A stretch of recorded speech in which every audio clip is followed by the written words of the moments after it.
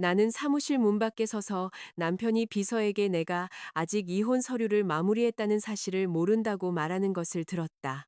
비서가 의기양양하게 미소 짓는 것을 보면서도 나는 질투에 찬난동을 부리는 대신 조용히 나의 59% 집에 지분을 옮겼다. 다음 날 회사 전체는 끔찍한 가면 벗기기 쇼를 목격했다. 나는 예정보다 하루 일찍 서울로 돌아왔다. 부산 출장은 예상보다 순조롭게 마무리되었다. 원래는 파트너들과의 저녁 식사를 위해 하룻밤 더 머물 예정이었지만 그날 오후 왠지 모르게 마음이 불안했다. 아마도 다음 주가 강지훈과의 결혼 10주년이었기 때문일 것이다.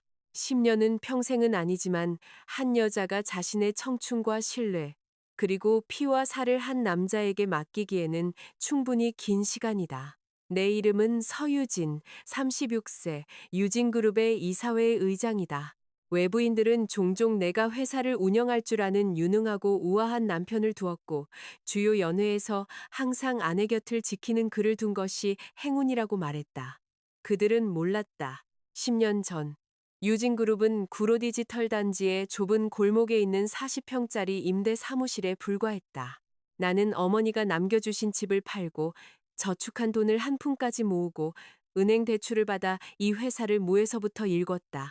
그동안 강지우는 그저 실직한 영업 관리자였고 찜통 같은 아파트에서 나를 안고 말했다. 유진아, 나는 평생 당신을 배신하지 않을게. 이번 한 번만 나를 믿어줘. 평생의 평화를 줄게. 나는 그를 믿었다. 회사가 성장했을 때 양가 앞에서 그가 당당할 수 있도록 CEO 자리를 내어줄 만큼 그를 믿었다. 그가 회사에서 모두 나를 창업주라고 부른다고 슬프게 언급했다는 이유만으로 내 지분 일부를 그에게 넘겨줄 만큼 그를 믿었다. 그는 아내의 덕을 보는 남자처럼 보였지만 나는 그를 너무나 믿어서 수년간 가장 힘든 회의, 가장 무거운 대출, 가장 고통스러운 고객의 거절을 도맡았다. 그가 완벽한 미소와 비싼 정장을 입고 계약 체결식에 나타날 수 있도록 말이다. 그날 오후 나는 작은 여행 가방을 끌고 인천국제공항을 빠져나왔다. 가방 안에는 고급 한과 상자가 들어 있었다. 결혼 첫 해에 전주를 방문했을 때 그가 가장 좋아한다고 말했던 것이다. 나는 그에게 미리 알리지 않았다.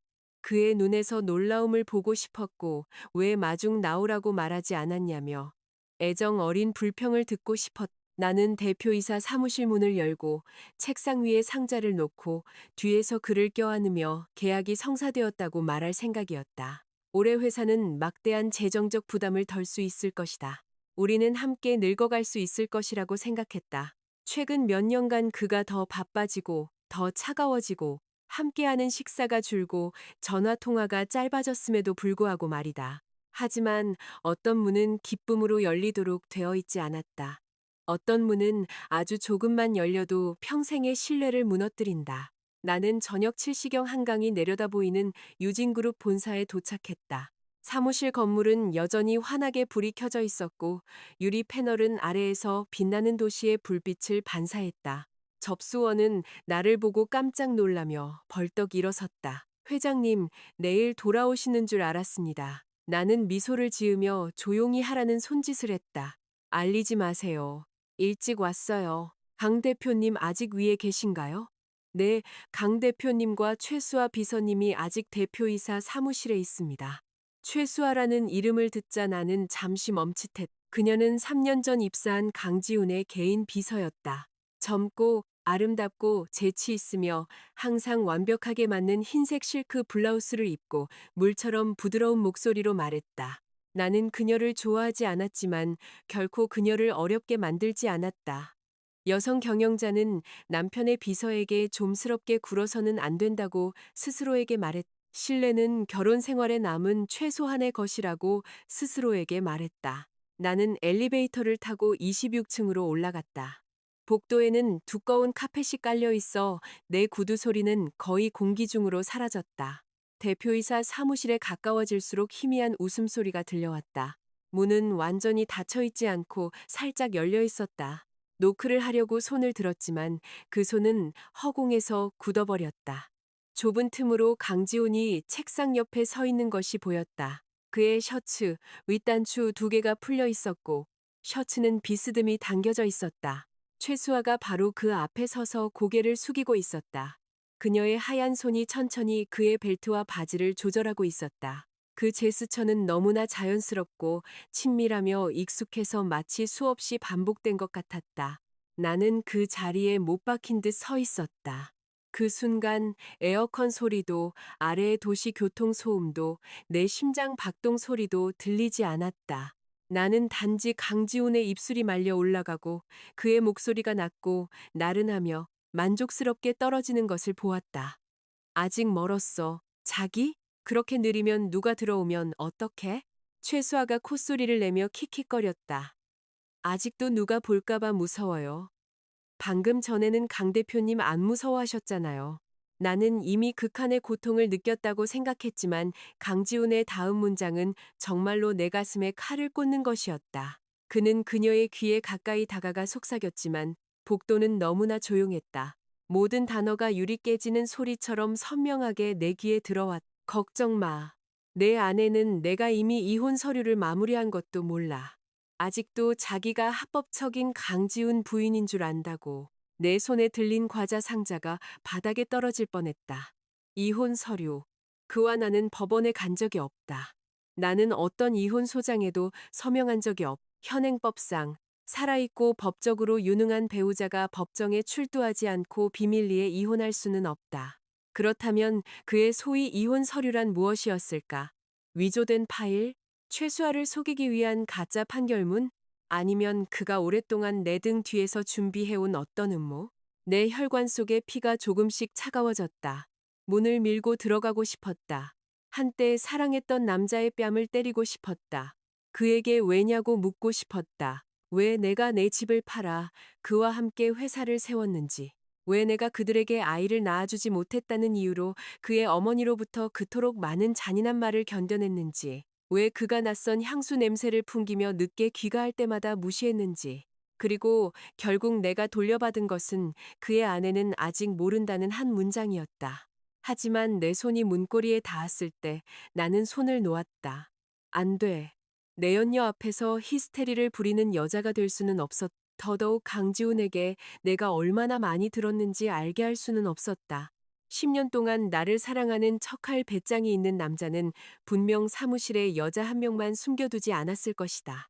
그 우아한 미소 뒤에는 분명 더 더러운 것들이 많이 있을 것이다. 나는 한 걸음 물러섰고 등이 복도 끝에 차가운 벽에 부딪혔다. 나는 과자 상자를 껴안았고 손톱이 포장지를 너무 깊이 파고들어 작은 바스락거리는 소리를 냈다. 조금이라도 긴장을 풀면 내 마지막 자존심과 함께 모든 힘이 바닥으로 무너져 내릴까 두려웠다. 나는 돌아서서 비상계단으로 들어갔다.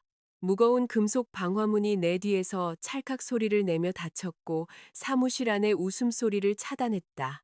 공간은 어둡고 추웠다. 오래된 페인트, 먼지, 금속 냄새가 뒤섞여 나를 메스껍게 했다. 나는 난간을 붙잡고 천천히 숨을 쉬려고 노력했다. 눈물이 솟아올랐지만 흘리지 않으려 했었. 우는 것이 무슨 소용이 있겠는가. 울면 10년이 돌아올까. 울면 그 남자가 부끄러움을 느낄까. 아니, 망가져야 할 사람은 내가 아니었다. 나는 휴대폰을 꺼내 개인 법무 자문인에게 전화를 걸었다. 박민준 변호사는 유진그룹에 제대로 된 법무팀조차 없었을 때부터 함께해온 사람이었다. 그는 지분 구조를 이해했고 강지훈과 나 사이의 모든 계약을 이해했으며 부부 사이에는 그렇게 명확하게 계산할 필요가 없다고 생각해서 내가 숨겨두었던 것들을 이해했다. 전화벨이 2번 울린 후 박 변호사가 받았다. 서 회장님, 벌써 서울에 돌아오셨군요. 나는 내 목소리를 들었다. 너무나 차분해서 낯설게 들렸다. 박 변호사님, 오늘 밤에 부탁 하나 들어주세요. 제가 가진 유진그룹의 59%, 집의 지분 전체를 우리가 비상계획으로 작성해 두었던 보호신탁으로 이전하고 싶습니다. 완전히 합법적이고 비밀리에 진행해 주세요. 서류 작업이 끝나기 전까지 강지훈 대표가 알지 못하게 하세요. 상대방은 몇 초간 침묵했다. 확실하십니까? 그것은 회사의 지배 지분입니다. 이 메커니즘을 활성화하면 강 대표는 더 이상 자신의 경영권을 이용해 회장님의 지분에 간섭할 방법이 전혀 없게 됩니다. 무슨 일이 있었군요. 나는 눈을 감았다. 내 남편의 벨트 위에 놓인 최수아의 손과 알 필요 없습니다. 그냥 진행하세요. 나는 그 차갑디 차가운 문장이 눈앞에 스쳐 지나갔다. 회사 지분 기록 전체, 3년 보충 계약서, 우리의 혼전 계약서, 그리고 회사 은행 계좌 서명권을 검토할 사람을 보내주세요. 내일 아침까지 모든 것을 제 손안에 확실히 넣고 싶습니다. 박 변호사는 더 이상 묻지 않았다. 그는 단지 알겠습니다. 즉시 처리하겠습니다. 라고 말했다. 나는 전화를 끊고 벽에 기댔다. 내 손에는 한과 상자가 있었고 그 모서리는 찌그러져 있었다. 나는 그것을 오랫동안 바라보다가 웃었다. 소리도 거의 나지 않는 건조하고 부드러운 웃음이었다. 내 10년 결혼 생활은 출장에서 사온 과자 한 상자보다도 가치가 없었다. 나는 비상계단을 내려갔고 각 걸음이 어두운 공간 속에서 차갑게 울려 퍼졌다. 나는 더 이상 남편을 놀라게 해주기 위해 일찍 귀가하는 열성적인 아내가 아니었다. 나는 더 이상 내가 충분히 착하고, 충분히 인내하고, 충분히 희생하면 결혼 생활이 평화로울 것이라고 믿었던 서유진이 아니었다. 오늘 밤, 강지우는 여전히 내가 돈을 낸 대표이사 사무실에서 최수아를 안고 있을 수 있었고, 여전히 그의 아내는 아무것도 모른다고 그녀에게 속삭일 수 있었다. 하지만 그는 그가 영원히 속일 수 있다고 생각했던 여자가 그 문 밖에 서서 모든 말을 들었다는 것을 몰랐다. 그는 특히 그가 가장 탐내던 59%의 지분이 조용히 그의 소나기에서 빠져나가고 있다는 것을 몰랐다. 나는 계단의 작은 창문을 통해 올려다보았다. 밖에서는 도시가 여전히 불빛으로 타오르고 있었고, 네온 불빛에 젖은 거리에는 차들이 붐볐. 서울은 한 사람의 고통 때문에 멈추지 않았고, 그래서 나도 멈출 수 없었다. 내일 나는 회사로 돌아갈 것이다. 그에게 왜 그랬냐고 묻기 위해서가 아니라 그를 구름 위로 올려준 여자를 배신하는 것이 그의 인생에서 가장 어리석은 실수였다는 것을 알려주기 위해서. 다음 날 아침, 나는 강지훈이 한때 나에게 지나치게 차가워 보인다고 말했던 검은색 정장을 입었다. 나는 거울 앞에 오랫동안 서서 거울 속의 여자를 바라보았다. 그녀의 눈은 약간 충혈되었지만 얼굴에는 약한 기색이 전혀 없었다. 어젯밤 거의 잠을 자지 못했. 박 변호사는 나에게 모든 스캔 문서, 모든 이체 확인서, 모든 서명권 철회서를 보내주었다. 아침 7시까지 내 59% 지분은 강지훈이 손댈 수 없는 보호 장치에 놓였다. 그는 아직도 내 회사의 왕좌에 앉아 있다고 생각했다. 그는 자기 발밑의 기반이 이미 갈라지기 시작했다는 것을 몰랐다. 나는 정확히 9시에 유진그룹에 도착했다. 접수원은 나를 보자 황급히 일어섰다. 회장님, 오늘 이사회만 예정되어 있습니다. 나는 핸드백을 카운터에 놓으며 차분한 목소리로 말했다. 아니요, 강 대표님을 뵈러 왔어요. 그녀의 얼굴이 약간 창백해졌다. 나는 회사 전체가 내가 아직 부산에 있다고 생각한다는 것을 알았다. 혹은 어떤 사람들은 최수아가 근무 시간 외에 강지훈의 사무실을 드나드는 것에 너무 익숙해져 있었을지도 모른다. 그래서 내가 갑자기 나타나자 그들은 범인들 자신보다 더 당황했다. 나는 더 묻지 않고 바로 엘리베이터로 걸어 들어갔다. 강철 문은 차갑고 먼 내 얼굴을 비췄다. 과거에는 회사에 들어설 때마다 집에 오는 기분이었다. 하지만 오늘은 침입자들에 의해 더럽혀진 집을 청소하러 돌아온 주인 같았다. 대표이사 사무실 문은 닫혀 있었다. 나는 노크하지 않았다. 나는 문을 활짝 열었다. 내 앞의 광경은 어젯밤처럼 나를 충격에 빠뜨리지는 않았지만 여전히 속이 울렁거리게 하기에 충분했다. 최수아는 강지훈의 의자 팔걸이에 앉아 그의 입에 바로 커피잔을 대고 있었다. 강지훈은 뒤로 기대어 아주 부드럽게 미소 짓고 있었다. 내가 오랫동안 그가 나에게 보여주지 않았던 종류의 미소였다. 문이 열리는 소리를 듣고 그들은 둘 다 고개를 휙 돌렸다.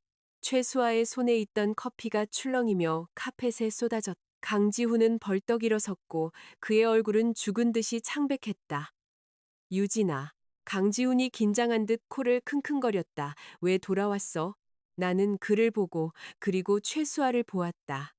그녀는 재빨리 팔걸이에서 내려와 실크 블라우스를 잡아당겼고 입술은 떨렸지만 아무 말도 하지 못했다. 나는 안으로 들어가 그의 책상 위에 핸드백을 놓았다. 가방이 나무에 부딪히는 소리가 건조하게 울렸다. 무슨 일이야? 내 회사에 돌아오는데 미리 알려야 해? 강지훈은 억지 미소를 지었지만 입가가 통제 불능으로 경련했다. 아니, 그런 뜻이 아니야. 그냥 놀라서 그래. 비행은 피곤했어? 왜 전화 안 했어? 내가 마중 나갈 수 있었는데. 나는 그의 맞은편 의자를 빼내 천천히 앉아 다리를 꼬았다. 이 각도에서는 책상 위에 깔끔하게 놓인 대표이사 강지훈이라는 명패가 보였다. 회사가 이 건물로 이전하던 해에 내가 직접 그를 위해 주문한 명패였다. 그때는 그의 영광이 또한 나의 영광이라고 생각했다. 지금 보니 그저 우스꽝스러울 뿐이었다. 최수아 씨, 내가 말하자 그녀는 움찔했다. 나한테 블랙커피 한 잔 타줘요. 설탕, 크림 없이. 그녀는 도움을 청하듯 강지훈을 쳐다보았다. 강지훈은 즉시 나서서 중재자 역할을 하려 했다. 유진아, 여행 때문에 피곤할 텐데. 다른 비서한테 시킬게. 나는 눈을 들어 그를 쳐다보았다. 이 회사에서는 이제 내 말을 듣는 사람이 아무도 없나? 방 전체가 죽은 듯이 조용해졌다. 강지훈은 마른 침을 삼켰다. 그는 내가 차분할수록 상황이 더 심각하다는 것을 잘 알고 있었다. 마침내 그는 최수아에게 고개를 돌렸고 목소리가 낮아졌다. 가서 커피 타와. 최수아는 고개를 숙이고 나갔다. 하지만 문이 닫히기 전 나는 그녀의 눈에 두려움뿐만 아니라 원망이 서려 있는 것을 보았다. 너무 오랫동안 총애받은 비서는 정말로 자신이 그 집의 안주인이라고 생각하기 시작한다. 불행히도 그녀는 발을 들여놓을 집을 잘못 골랐다. 문이 닫히자마자 강지우는 즉시 책상을 돌아 내 손을 잡으려 했다. 유진아, 내 설명 좀 들어봐. 방금 일어난 일은 네가 생각하는 그런 게 아니야. 수아는 그냥 그가 나를 만지기 전에 나는 손을 뒤로 뺐다. 그냥 비서가 너무 헌신적이어서 내 입 옆에 앉아 커피를 먹여주는 거라고? 그의 얼굴이 굳어졌다. 그렇게 심하게 말하지 마. 나도 남자고 비즈니스 세계에서는 때로 접대가 있잖아. 내 아내 등 뒤에서 이혼 서류를 위조할 정도로 접대를 한다고? 그 문장이 떨어지는 순간 강지훈의 얼굴에서 모든 핏기가 사라졌다.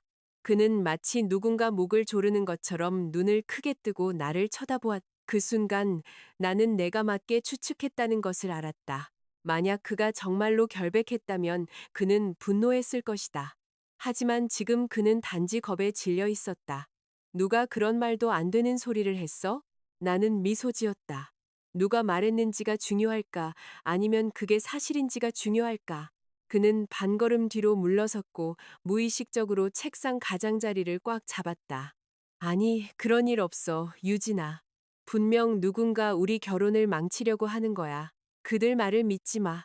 나는 일어나서 그의 뒤에 있는 큰 유리창으로 걸어갔다. 아래에는 온도시가 여전히 분주하게 움직이고 있었다. 나는 회사가 이세 본사를 개관하던 날 그와 함께 이곳에 서 있었다. 그는 내 어깨를 안고 말했다. 우리가 오늘 가진 모든 것은 우리 사랑의 증거야. 알고 보니 맹세가 아름다울수록 썩을 때 악취는 더 지독했다. 나는 돌아서서 그를 쳐다보았다. 오늘 저녁 7시에 어머님 댁에 갈 거야. 이 이혼 서류 상황에 대해 어머님 설명을 듣고 싶어. 강지훈의 표정이 급격하게 변했다. 그럴 필요 없어, 유진아. 어머니는 연세가 많으셔. 걱정 끼치지 마. 나는 핸드백을 집어들고 그를 지나쳤다. 당신이 나타나지 않으면 내 변호사가 직접 어머님 댁으로 정식 통지서를 보낼 거야. 그는 내 뒤에서 완전히 얼어붙어 서 있었다.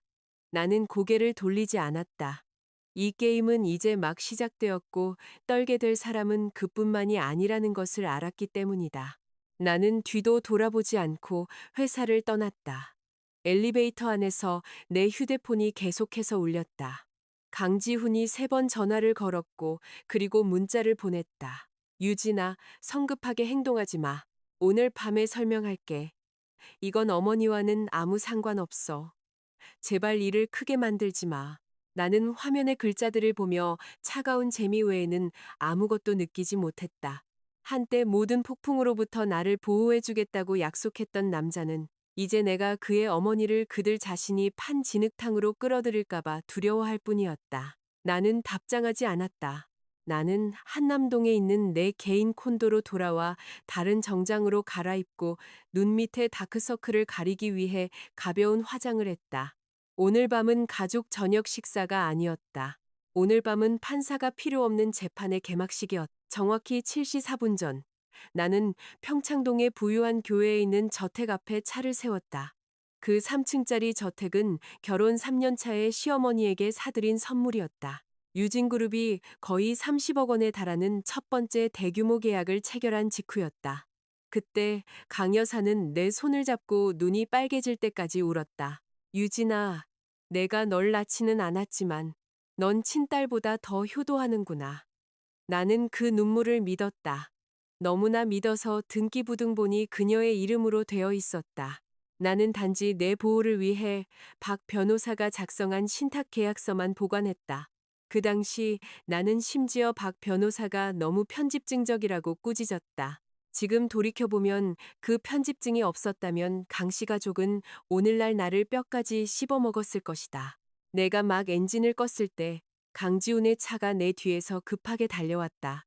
그는 서둘러 내렸고 셔츠 단추는 제대로 채워지지 않았으며 얼굴은 불안으로 창백했다.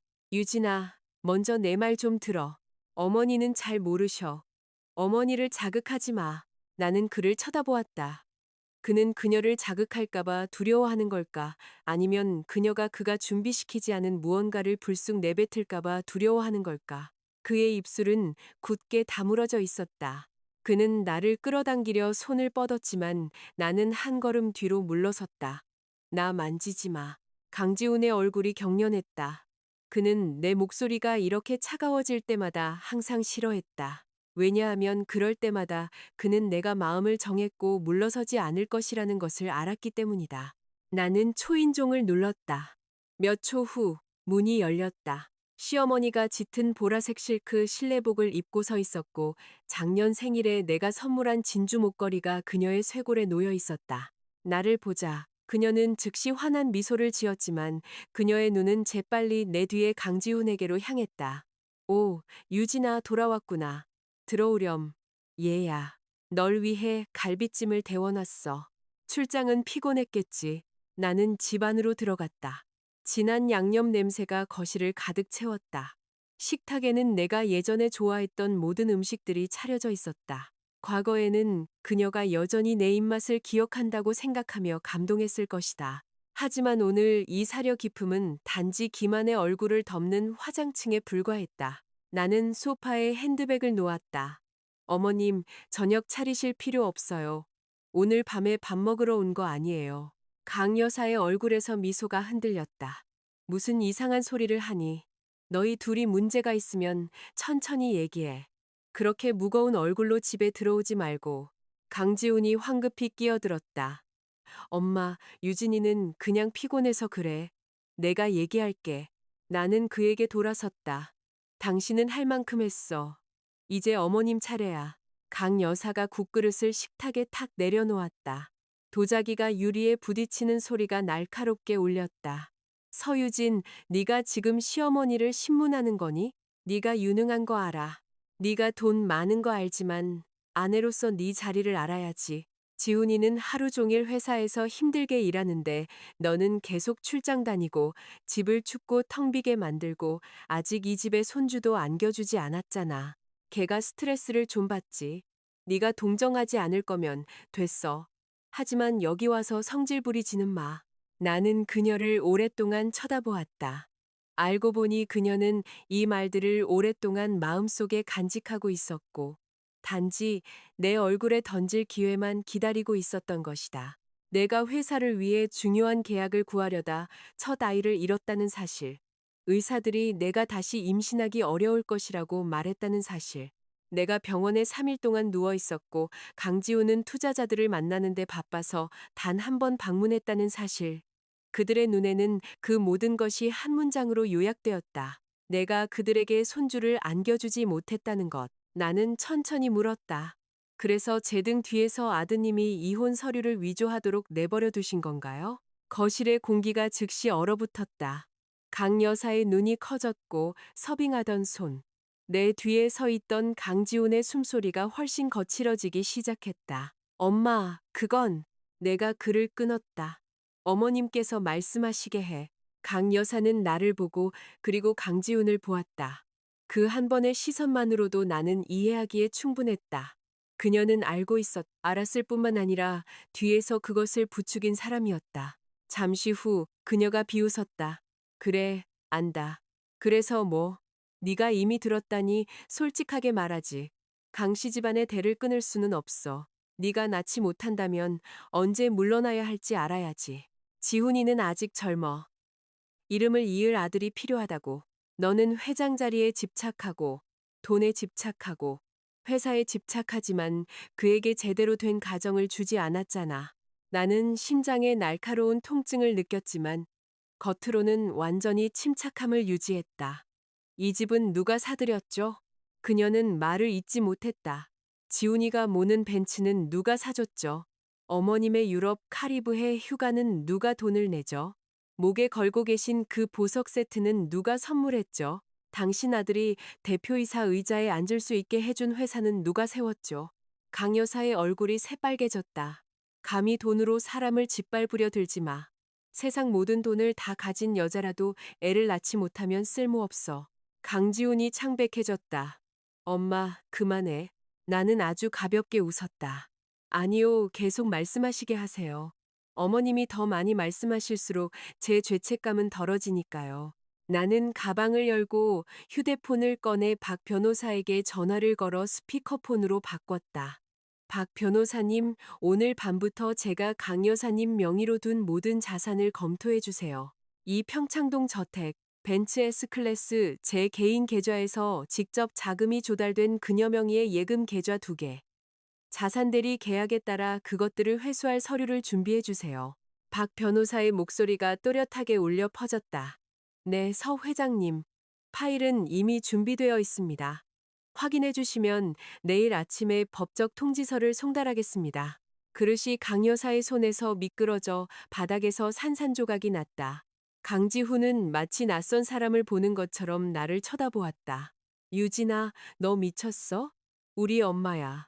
나는 그의 눈을 똑바로 쳐다보았다. 그리고 나는 당신 아내였어. 내 말이 사라지는 순간 웅장한 거실은 완전히 침묵에 잠겼다. 시어머니의 발치에는 도자기 파편이 흩어져 있었다. 잘 닦인 대리석 바닥에는 국물이 웅덩이를 이루며 쉽게 지워지지 않을 얼룩처럼 번져 있었다.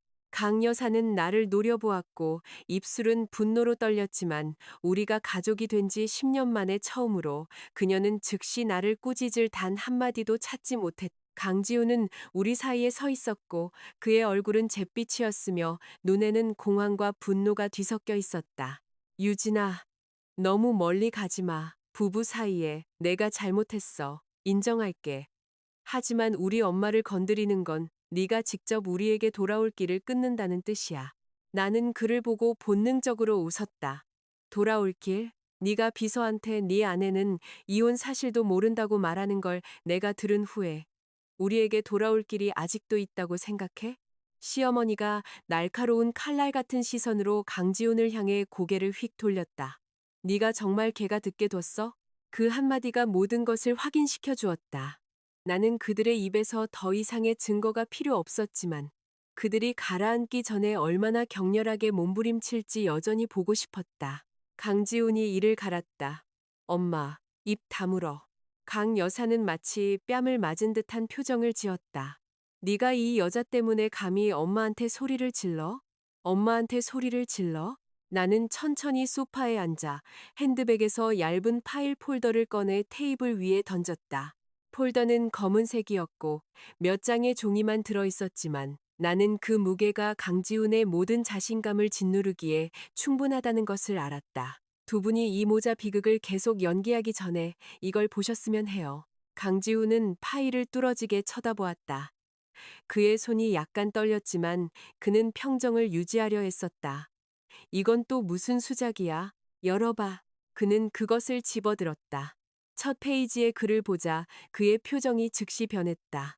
그것은 우리가 결혼 3년 차에 서명한 보충 주식 계약서였다. 내가 파트너들 앞에서 그가 멋지게 보이도록 추가로 11%의 지분을 그에게 넘겼을 때였다. 그때 박 변호사는 보호 조항을 고집했다. 만약 그의 중대한 과실, 즉 불륜, 위조 또는 불법적인 부부재산 이전으로 인해 결혼이 파탄나면 증여된 주식은 자동으로 회수된다는 것이었다. 강지훈이 읽어내려갈수록 그의 이마에는 땀이 송골송골 맺혔다. 불가능해. 난 이런 거 서명한 기억 없어. 나는 차분하게 대답했다. 당신이 기억 못하는 건 그날 더 많은 주식을 받게 되어 너무 황홀했기 때문이야. 당신은 친구들에게 더 이상 아내를 위해 일하는 게 아니라고 자랑하는 데만 신경 썼지. 당신이 무엇에 서명하는지 제대로 읽어볼 생각도 안 했어. 그는 피가 쏠린 눈으로 고개를 번쩍 들었다. 네가 날 함정에 빠뜨렸어. 나는 일어서서 그의 눈을 똑바로 쳐다보았다. 나는 나 자신을 보호했어. 널 함정에 빠뜨린 건 내 자신의 탐욕이야. 강 여사가 아들의 손에서 서류를 낚아챘지만 그녀는 모든 법률 용어와 숫자를 이해할 수 없었다. 그녀는 떨리는 손가락으로 내 얼굴을 가리켰. 너 정말 악독하구나. 처음부터 우리 가족을 음해할 계획이었어. 나는 그녀에게 다가가 목소리는 낮았지만 모든 음절을 똑똑히 발음했다. 제가 처음부터 음해할 계획이었다면 이 집은 절대 어머님 명의가 되지 않았을 겁니다. 제가 처음부터 악독했다면 당신 아들은 이 모든 세월 동안 대표이사 의자에 앉아있지 못했을 겁니다. 제가 의리가 조금도 남아있지 않았다면 오늘 밤 변호사 대신 경찰을 데려왔을 겁니다. 강지훈이 갑자기 앞으로 달려들어 내 손목을 잡았다. 유진아, 내 말 들어줘. 이혼 서류는 어머니가 나를 밀어붙인 거야. 수아는 그냥 한순간의 실수였어. 나는 정말로 널 떠나고 싶었던 게 아니야. 그냥 아이 문제 때문에 너무 압박을 받았어. 엄마한테 압박받고 회사의 무게에 짓눌리고 이번 한 번만 용서해줘. 수아는 바로 해고할게. 너한테 집으로 돌아가서 우리 다시 시작하자. 나는 내 손목을 잡고 있는 손을 내려다보았다. 그 손은 내가 유산 후에 울 때 내 눈물을 닦아주던 손이었다.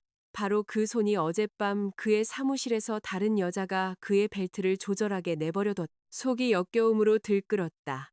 나는 내 손을 뿌리쳤다. 무엇으로 다시 시작해? 가짜 이혼 서류로, 사무실의 비서로, 아니면 방금 당신 어머니가 내 불임을 저주하는데 사용한 말들로? 강지훈은 숨이 막히는 듯 보였다. 그는 뒤로 물러섰고 어깨가 축 늘어졌다. 나는 가방을 집어들었다. 하룻밤의 시간을 줄게. 내일 아침 9시에 사무실로 와서 모든 경영권을 인계해.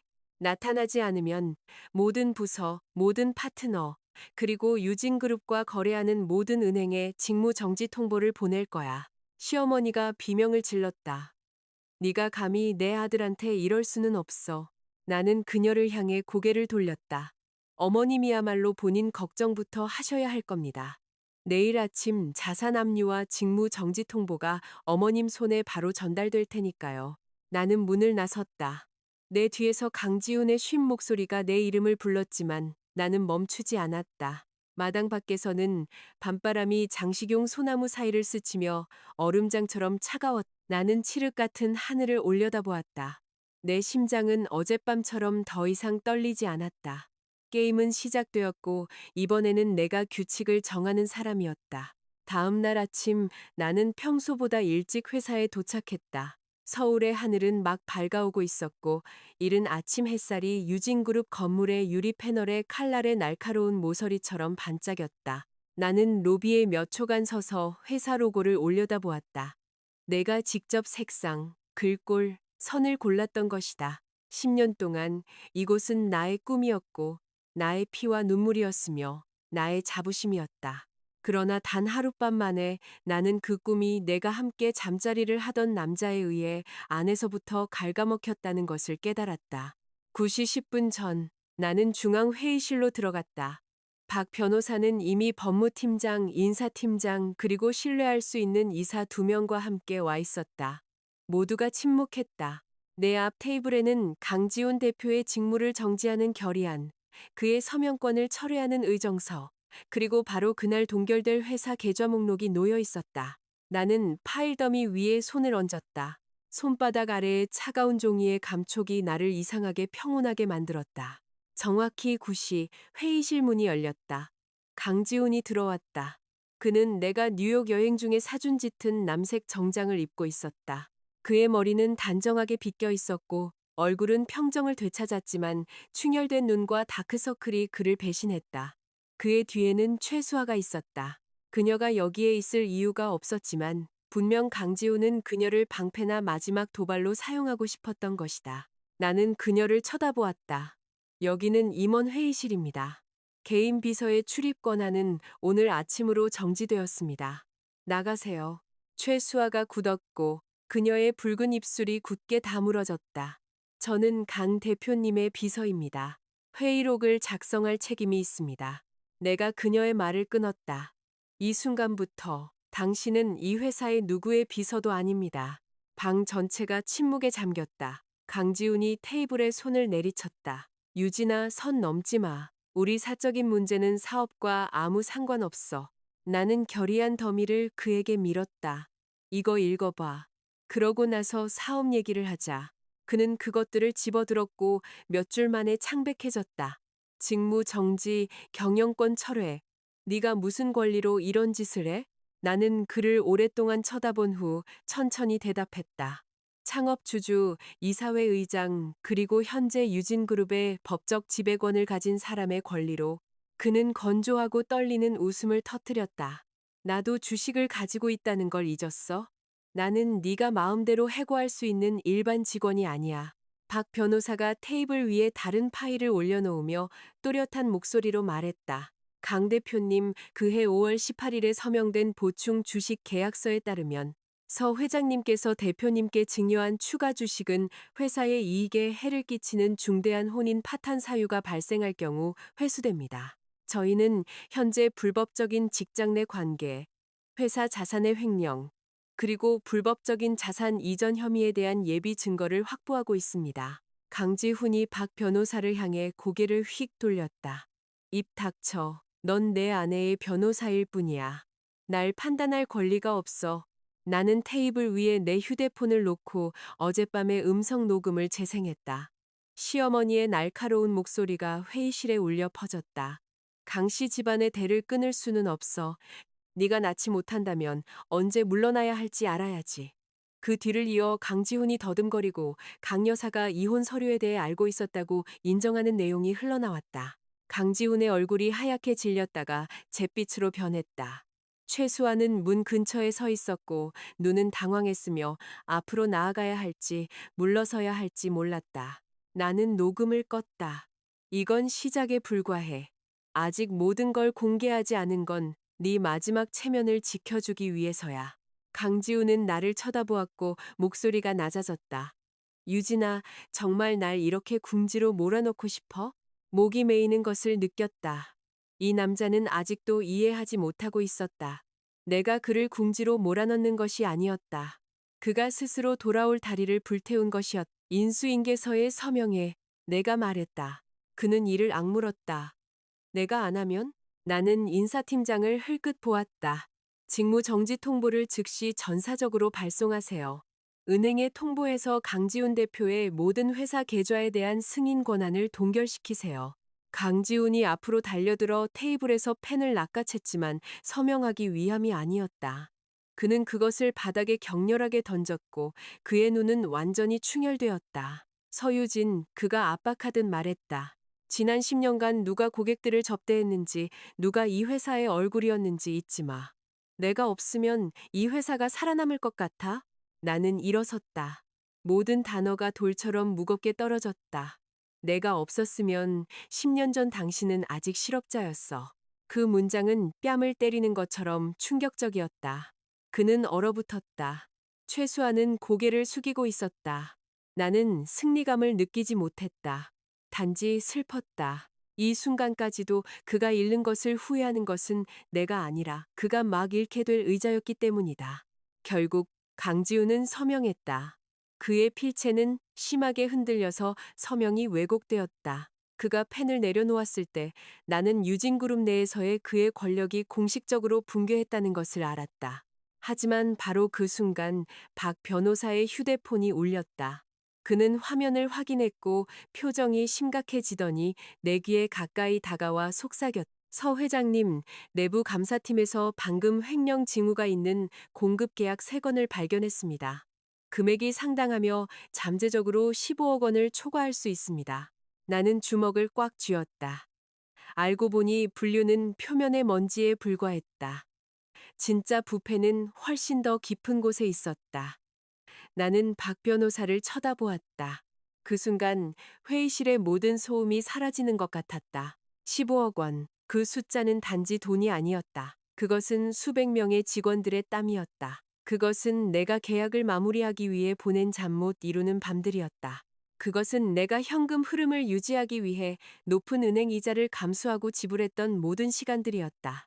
그러나 내가 경영권을 믿고 맡긴 남자, 강지우는 그렇게 아무렇지도 않게 회사 내부를 파먹을 수 있었다. 전쟁의 전환점. 그는 아직도 테이블 옆에 서 있었다. 인수인계서에 서명한 후 굴욕감이 그의 얼굴에 새겨져 있었다. 하지만 그가 감사라는 단어를 들었을 때 그의 눈이 약간 경련했다. 바로 그 미미한 움직임만으로도 나는 그가 그것을 알고 있다는 것을 알기에 충분했다. 나는 천천히 물었다. 내가 모든 파일을 열라고 명령하기 전에 하고 싶은 말 있습니까? 강지우는 턱을 악물고 침착한 척하려 애썼다. 대기업에서는 계약 불일치는 정상적인 일이야. 감사관 몇 명 말만 듣고 전부 내 탓으로 돌리지 마. 나는 차갑게 웃었다. 15억이 넘는 불일치는 아주 수익성 좋은 불일치지. 그는 이를 갈았다. 네가 날 회사 자금 횡령으로 고발하는 거야.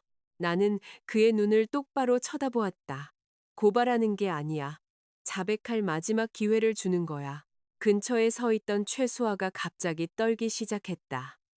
그녀는 자신이 단지 불륜 사건에 휘말렸다고 생각했다. 그녀는 불이 기업 사기와 형법으로까지 번질 것이라고는 전혀 예상하지 못했다.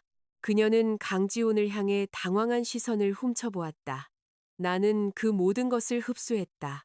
만약 여자가 남자만을 사랑한다면 그녀는 그를 위해 걱정할 것이다. 하지만 그녀가 그의 돈을 사랑한다면 돈이 위협받을 때 그녀의 첫 번째 본능은 두려움이다. 나는 CFO에게 돌아섰다. 김 부장님, 파일을 화면에 띄워주세요. 프로젝터가 켜졌다. 에이펙스 물류와 체결된 3건의 공급 계약서가 나타났다. 강지훈이 훌륭한 가격과 효율적인 운영을 가진 장기 파트너라고 거듭 칭찬했던 공급업체였다. 각 계약서 32단자인데요. 비교가 있었다. 가격 인상은 20에서 35% 사이였고 총 비용을 15억 원 이상 부풀렸다. 더욱 결정적인 것은 최종 지불 계좌가 2개의 유령 회사를 통해 라우팅되었는데 그중 하나는 시어머니의 사촌 명의로 등록되어 있었다는 것이다. 방 전체가 차갑게 식었다.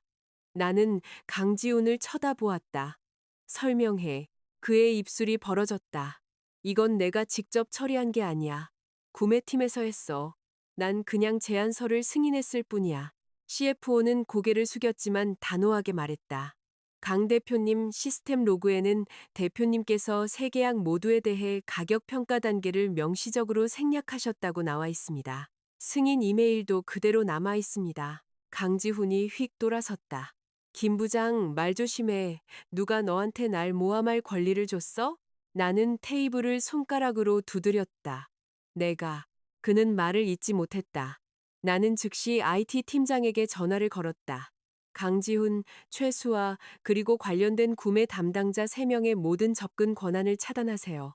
모든 이메일, 로그인 기록, 계약 편집 로그를 백업하세요. 데이터가 단 한 바이트도 삭제되지 않게 하세요. 상대방의 목소리가 즉시 응답했다. 네, 서 회장님. 바로 처리하겠습니다. 최수아가 갑자기 한 걸음 앞으로 나서며 목소리가 떨렸다. 서 회장님, 이건 저와 아무 상관없어요. 저는 그냥 비서일 뿐이에요. 저는 그냥 강 대표님이 시키는 대로 했을 뿐이에요. 강지훈이 그녀를 쏘아보았다. 입 닥쳐. 나는 비웃었다. 손을 씻기에 참 바쁘시군요, 최수아 씨. 나는 아직 당신 이름으로 된 시그니엘 레지던스의 고급 콘도에 대해 묻지도 않았는데 말이죠. 그 돈은 어디서 나왔을까요? 그녀의 얼굴이 종이처럼 하얗게 변했다. 강지우는 마비된 채 서 있었다. 그들의 표정은 박 변호사가 정확히 올바른 길을 가고 있다는 것을 말해주었다. 콘도, 차, 명품 가방. 최수아가 소셜미디어에서 은근히 과시했던 호화로운 휴가. 그것들은 모두 내 회사의 피로 먹여진 것일 가능성이 높았다. 나는 일어섰고 목소리는 빙하처럼 차가운 톤으로 떨어졌다. 이 회의는 끝났습니다. 지금부터 강지훈 대표와 관련된 모든 파일은 법무팀과 독립감사관에게 넘어갑니다. 아무도 그와 연락하거나 문서를 파기하거나 변경해서는 안 됩니다. 이 사실을 은폐하는 데 도움을 준 사람은 누구든 책임을 공유하게 될 것입니다. 모두가 방을 나갔고 강지훈만이 남아 나를 쳐다보았다. 그의 오만한 태도는 사라졌다. 그는 가까이 다가와 목소리를 유진아, 우리 10년 동안 결혼 생활했잖아. 정말 날 감옥에 보내고 싶어? 나는 내 앞에 있는 남자를 쳐다보았다. 심장이 둔탁하게 욱신거렸다. 그에 대한 연민 때문이 아니라 내가 예전에 어떤 여자였는지에 대한 연민 때문이었다. 네가 회사 돈으로 내 연녀를 부양할 때 우리가 결혼했다는 건 기억했어? 그는 침묵했다. 나는 파일을 집어들고 나갔다. 복도에 들어서자마자 박 변호사의 휴대폰이 다시 켜졌다. 그는 문자를 읽었고 얼굴이 더욱 무거워졌다. 서 회장님 자산조사팀에서 방금 더 많은 정보를 보냈습니다. 시어머님 소유의 명동에 있는 2개의 프라임 리테일 상가. 자금 출처가 이 계약들에서 비롯된 명백한 징후를 보입니다. 나는 주먹을 꽉 쥐었다. 알고 보니 나는 한 사람에게만 배신당한 것이 아니었다. 강 씨 가족 전체가 내 노동의 열매를 먹으며 연회석에 앉아 있었던 것이다. 나는 거의 정오까지 사무실에 앉아 현금 흐름 보고서를 너무 오랫동안 쳐다봐서 눈이 흐릿해졌다.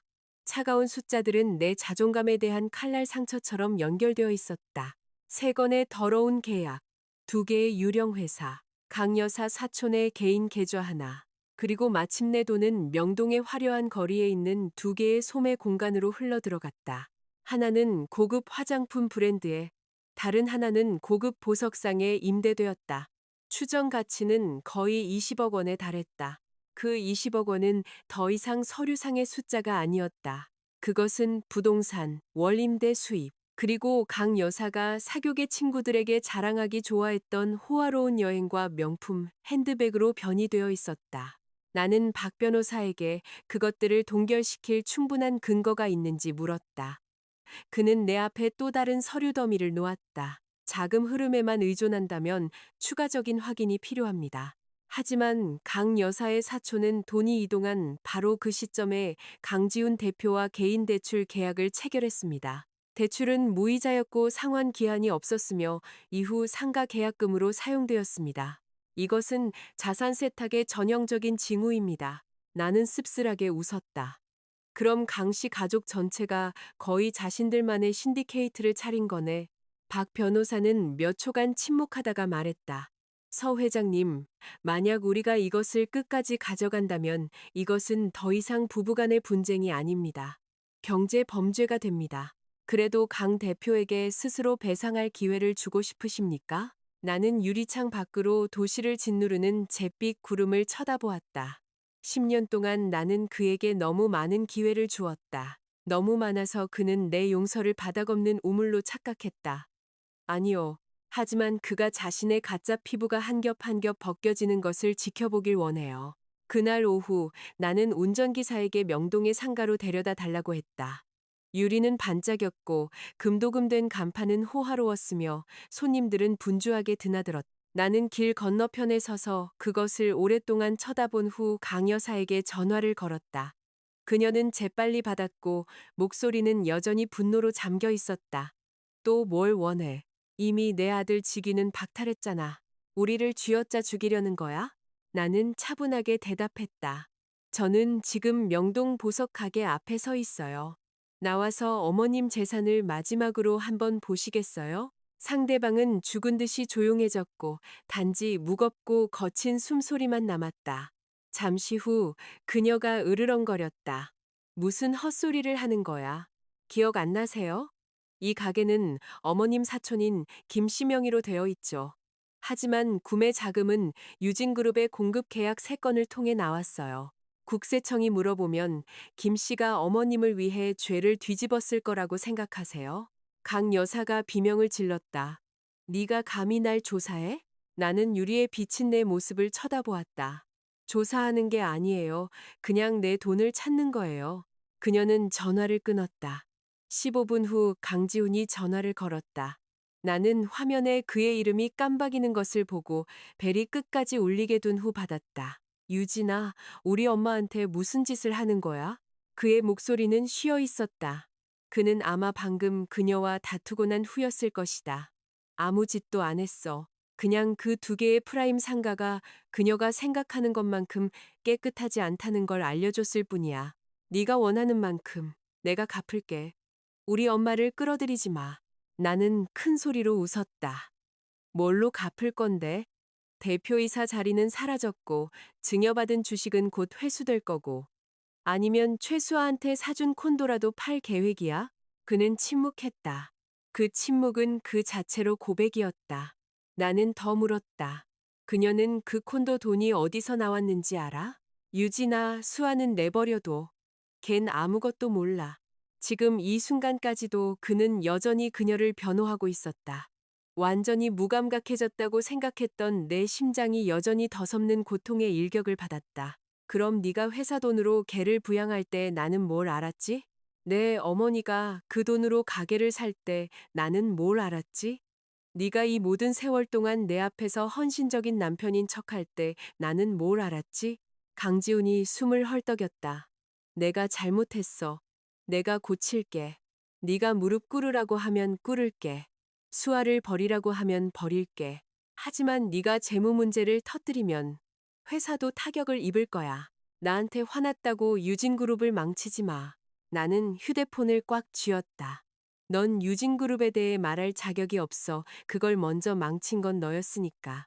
나는 전화를 끊었다. 직후 박 변호사가 새로운 문자를 보냈다. 최수아 씨가 방금 개인 계좌에서 현금을 인출하고 오늘 밤 뉴욕행 비행기를 예약했습니다. 나는 문자를 쳐다보았고 입술이 차가운 미소로 말려 올라갔다. 첫 번째 쥐가 연기 냄새를 맡고 둥지를 탈출하려 하고 있었다. 나는 박 변호사에게 답장했다. 사람들 시켜서 그녀와 관련된 모든 증거를 확보하세요. 오늘 밤 그녀가 사라질 기회를 잡기 전에 최수아를 보고 싶습니다. 나는 바로 공항으로 가지 않았다. 최수아 같은 사람은 옷 몇 벌만 가지고 도망치지 않을 것이라는 것을 알았. 그녀는 먼저 자신의 콘도로 돌아가 서류, 현금, 보석, 그리고 강지훈이 사준 더러운 돈으로 된 선물들을 챙길 것이다. 나는 운전기사에게 시그니엘로 바로 가달라고 했다. 고급 콘도 타워는 밤에도 밝게 빛났고 너무 화려해서 묵은 상태처럼 느껴졌다. 그곳은 내가 한때 어머니가 은퇴 후 지내실 작은 집을 사고 싶었던 곳이었다. 하지만 어머니가 돌아가신 후 나는 온기 없는 아름다운 곳에 들어갈 용기가 없었다. 강지훈이 내 회사 돈으로 다른 여자를 위해 이곳에 집을 사줄 줄은 꿈에도 몰랐다. 차가 로비에 멈췄다. 박 변호사는 이미 법무보조원과 함께 기다리고 있었다. 그는 나에게 얇은 파일을 건넸다. 3202호는 최수아 씨 명의입니다. 지불 내역이 강지훈 대표의 개인 계좌와 에이펙스 물류로부터의 송금과 연결되어 있습니다. 나는 파일을 받았고 손가락으로 너무 세게 쥐어서 가장자리가 구부러졌다. 그녀 아직 위에 있어요? 네, 제 사람이 그녀가 여행 가방을 하나 가지고 내려오는 걸 봤는데 여권을 잊어버려서 다시 올라갔다고 합니다. 나는 비웃었다. 완벽한 타이밍이네. 우리는 엘리베이터에 탔다. 층수 숫자가 천천히 지나갔다. 모든 차임벨이 내해진 신경을 쳤다. 문이 32층에서 열렸다. 복도에는 푹신한 카펫이 깔려 있었고 따뜻하지만 가짜 같은 간접 조명이 있었다. 너무 조용해서 복도 끝에 문 뒤에서 여행 가방 바퀴가 굴러가는 소리가 선명하게 들렸다. 나는 벨을 눌렀다. 안에서는 몇 초간 침묵이 흘렀다. 그러고 나서 최수아의 목소리가 의심 가득하게 울려 퍼졌다. 누구세요? 내가 대답했다. 서유진입니다. 답은 없었지만 직후에 무언가 떨어지는 소리와 황급한 발소리가 들렸다. 나는 다시 벨을 눌렀다. 문 열어요. 복도에서 바로 경비를 부르고 신고 접수하게 만들고 싶으면 난 상관없어요. 문이 살짝 열렸다. 최수아는 그 뒤에 서 있었고 머리는 급하게 묶었으며 화장기 없는 얼굴에 눈은 붉게 부어 있었다. 그녀는 더 이상 보호받는 비서의 달콤하고 부드러운 태도를 가지고 있지 않았다. 내 앞에는 구명조끼처럼 명품 가방을 필사적으로 움켜쥔 당황한 여자가 서 있었다. 서 회장님, 여긴 어쩐 일이세요? 나는 문을 밀고 안으로 들어갔다. 그녀는 나를 막으려 했지만 내 뒤에 박 변호사를 보고는 뒤로 물러섰다. 콘도는 넓었고 한강이 내려다 보이는 통유리 창, 하얀 가죽 소파, 대리석 커피 테이블, 그리고 선반에 진열된 비싼 향수들이 있었다. 모든 것이 돈 냄새, 내 돈 냄새를 풍겼다. 나는 거실 중앙에 열려있는 두 개의 여행 가방을 쳐다보았다. 옷, 보석, 서류, 현금 다발, 그리고 여권으로 가득 차 있었다. 급하게 떠나시나 봐요? 최수아가 입술을 깨물었다. 며칠 고향에 다녀오려고요. 저는 회사 문제에 대해 아무것도 몰라요. 제발 저를 압박하지 마세요. 나는 테이블에서 벨벳 상자를 집어들었다. 안에는 내가 그녀의 소셜미디어에서 봤던 다이아몬드 팔찌가 있었다. 강지훈이 사준 거군요. 그녀는 고개를 숙였다. 저는 돈이 어디서 나왔는지 묻지 않았어요. 묻지 않은 건가요? 아니면 감히 묻지 못한 건가요? 그녀는 울음을 터뜨렸다. 서 회장님, 저도 속았어요. 강 대표님은 두 분이 오랫동안 별거 중이라고 했어요. 이혼 서류는 마무리되었고 발표만 기다리고 있다고 했어요. 회장님이 그를 사랑하지 않고 단지 회사를 위한 도구로만 이용한다고 했어요. 저는 그가 불쌍했어요. 그래서 나는 그녀를 차갑게 쳐다보았다. 그가 불쌍해서 수백만 달러짜리 콘도, 차, 명품 가방, 호화로운 휴가를 받아들였군요. 최수아는 말을 잇지 못했다. 그녀의 눈물은 빠르게 떨어졌지만 나를 움직이지 못했다. 나는 이미 우리 셋을 위해 충분히 울었다. 바로 그때 그녀의 휴대폰이 울렸다. 강지훈의 이름이 화면에 깜박였다. 나는 그녀를 쳐다보았다. 받아요. 스피커폰으로. 그녀는 떨리는 손으로 전화를 받았다. 강지훈의 목소리가 즉시 흘러나왔다. 수아야, 공항에 아직이야? 서유진이 하는 말 아무것도 듣지 마. 일단 뉴욕으로 먼저 가. 내가 처리하고 거기로 갈게. 콘도 등기부등본은 꼭 챙기고. 걔 손에 넘어가게 하지 마. 최수아의 얼굴이 하얗게 질렸다. 나는 침착하게 내 휴대폰을 꺼내 녹음을 눌렀다. 목소리는 계속되었다. 누가 물어보면 그냥 돈이 어디서 나왔는지 모른다고 해. 모든 건 내가 자발적으로 준 선물이라고. 계약건에 대해서는 절대로 언급하지 마. 내가 지우라고 한 이메일들은 지웠어? 나는 박 변호사를 흘끗 보았다. 그는 미묘하게 고개를 끄덕였다.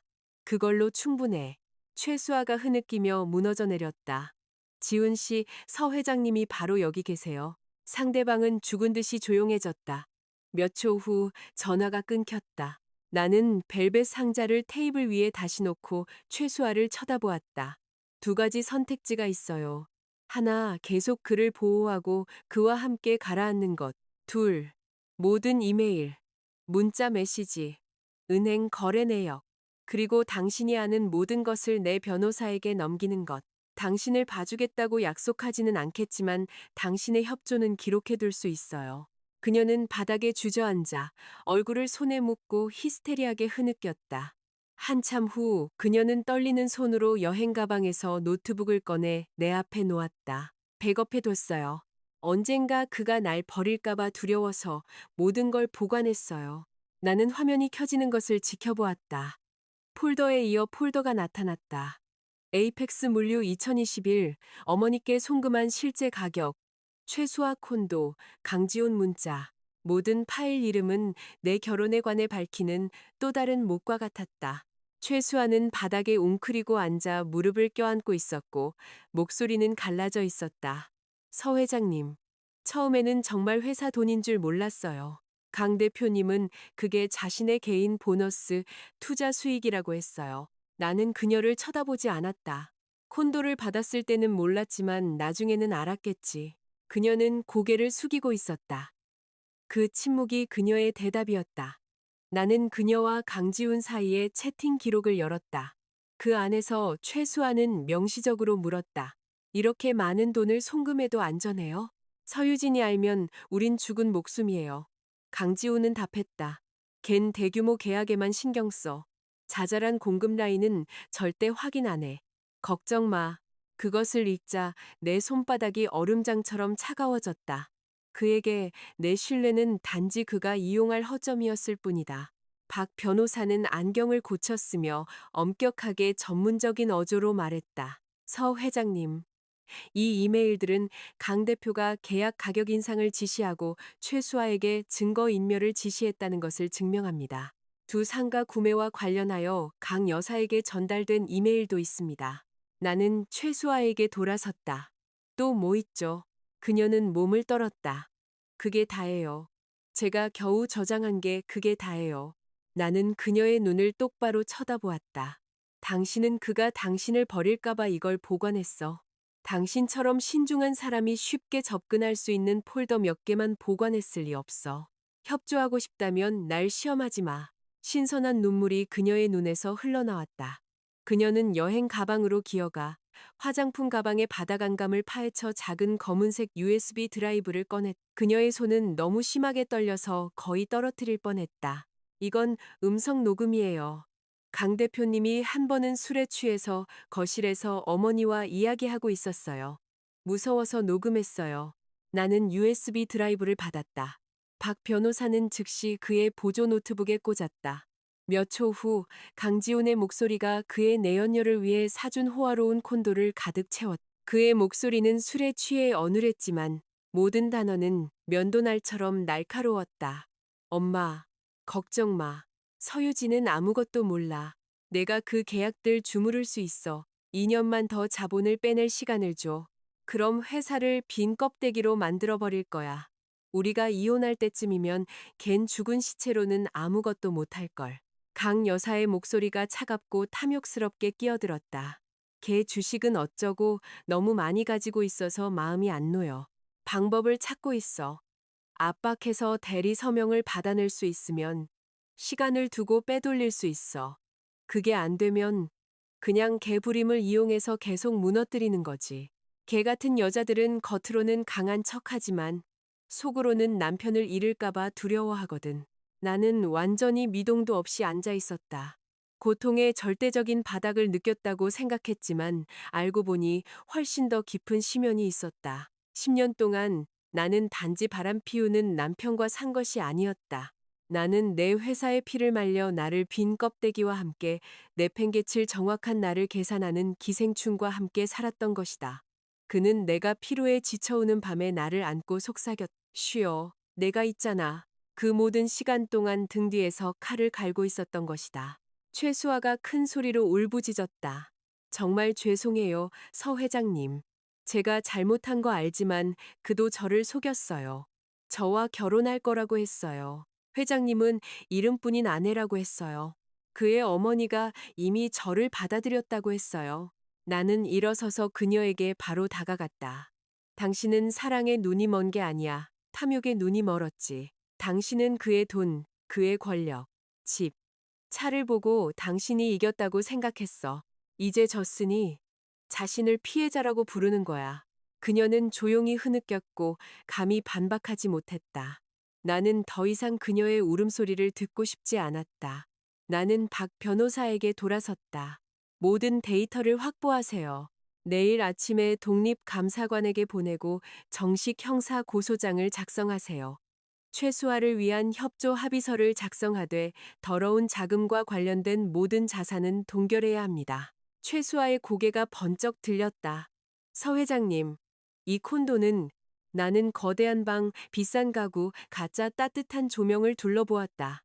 당신은 내 회사 돈으로 산 콘도에 살면서 그게 어떻게 될지 나한테 묻는 거야? 그녀는 완전히 침묵했다. 바로 그때 내 휴대폰이 울렸다. 모르는 번호였다. 나는 받았다. 깊은 남성 목소리가 흘러나왔다. 서유진 회장님이신가요? 저는 강 대표님의 예전 운전기사였던 김 기사입니다. 드릴 물건이 좀 있습니다. 지난 3년간 그가 당신 등 뒤에서 무슨 짓을 했는지 알고 싶으시면 오늘 밤 회사 지하 주차장에서 저를 만나 주십시오. 나는 휴대폰을 꽉 쥐었다. 또 다른 문이 열리고 있었고 나는 그 뒤에 어둠이 훨씬 더 짙을 것이라는 것을 알았다. 나는 밤 십시경 최수아의 콘도를 떠났다. 밖의 도시는 여전히 밝게 빛나고 있었지만 내 마음은 납처럼 무겁고 잿빛이었다. 박 변호사는 주차장까지 동행하겠다고 제안했지만 나는 고개를 저었다. 어떤 진실은 아무리 더럽더라도 내 스스로 보고 들어야만 했다. 나는 회사 보안팀에 내 위치를 문자로 보내 근처에서 대기하도록 한 후 직접 유진그룹 건물로 차를 몰았다. 지하 주차장은 밤늦게 으스스할 정도로 텅 비어 있었다. 천장의 형광등이 깜박였고 배기팬은 어둠 속에서 길게 끄는 한숨처럼 윙윙거렸다. 엘리베이터에서 내리자마자 나는 B17 콘크리트 기둥 옆에 서 있는 남자를 보았다. 그는 낡은 재킷을 입고 야구 모자를 푹 눌렀었으며 손에는 갈색 마닐라 봉투를 움켜쥐고 있었다. 김 기사. 그가 고개를 들었다. 나는 즉시 그를 알아봤다. 김 기사는 강지훈의 개인 운전기사로 거의 4년간 일하다가 아픈 아버지를 돌보기 위해 고향으로 돌아가야 한다며 갑자기 그만두었다. 그때 나는 그가 정직하고 신중한 직원이라고 생각해서 퇴직금까지 챙겨주었다. 네, 서 회장님. 그의 목소리는 쉬어 있었고 떨렸다. 왜 이제야 저를 찾으셨죠? 김 기사는 주위를 둘러보고 목소리를 낮췄다. 전에는 강 대표님이 강력한 배경을 가지고 있을까 봐 두려웠습니다. 저는 그냥 운전기사일 뿐입니다. 제가 입을 열었다면 제 직업만 잃는 게 아니라 제 가족도 평안하지 못했을 겁니다. 하지만 지난 며칠간 그가 직무 정지를 당했다는 소식을 듣고 제가 계속 침묵한다면 회장님께 잘못하는 것이라고 생각했습니다. 나는 그의 손에 있는 봉투를 쳐다보았다. 안에 뭐가 들었죠? 그는 나에게 그것을 건넸다. 안에는 SD카드, 여러 장의 복사된 영수증, 차량 운행 일지, 사진, 그리고 작은 손으로 쓴 수첩이 들어 있었다. 나는 수첩을 열었다.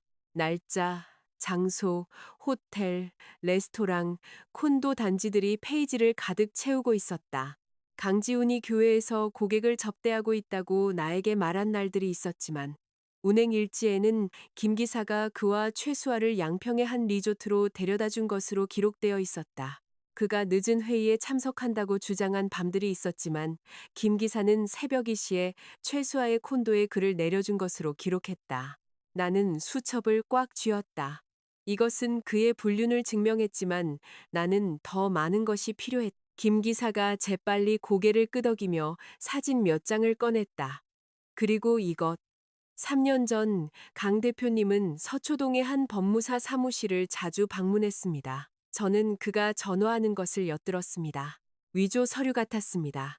한 번은 그가 봉투를 들고 차에 다시 타면서 최수아에게 이혼 서류는 끝났고 적절한 시기만 기다리고 있다고 말했습니다. 내 피가 차갑게 식었다. 안에 뭐가 들었는지 봤어요? 네. 한 번은 그가 술에 취해 차 안에서 서류 몇 장을 떨어뜨렸습니다. 저는 회장님과 그의 이름이 적힌 이혼 판결문 사본을 봤는데 공증인 인장이 정말 이상해 보였습니다. 무서워서 사진을 찍어뒀습니다. 그가 내게 자신의 휴대폰을 건넸다. 사진은 약간 흐릿했지만 내 이름, 강지훈의 이름, 그리고 가짜 붉은 법원 인장을 알아볼 수 있을 만큼 선명했다. 나는 웃음을 터뜨렸지만 목구멍에서는 쓴맛이 났다.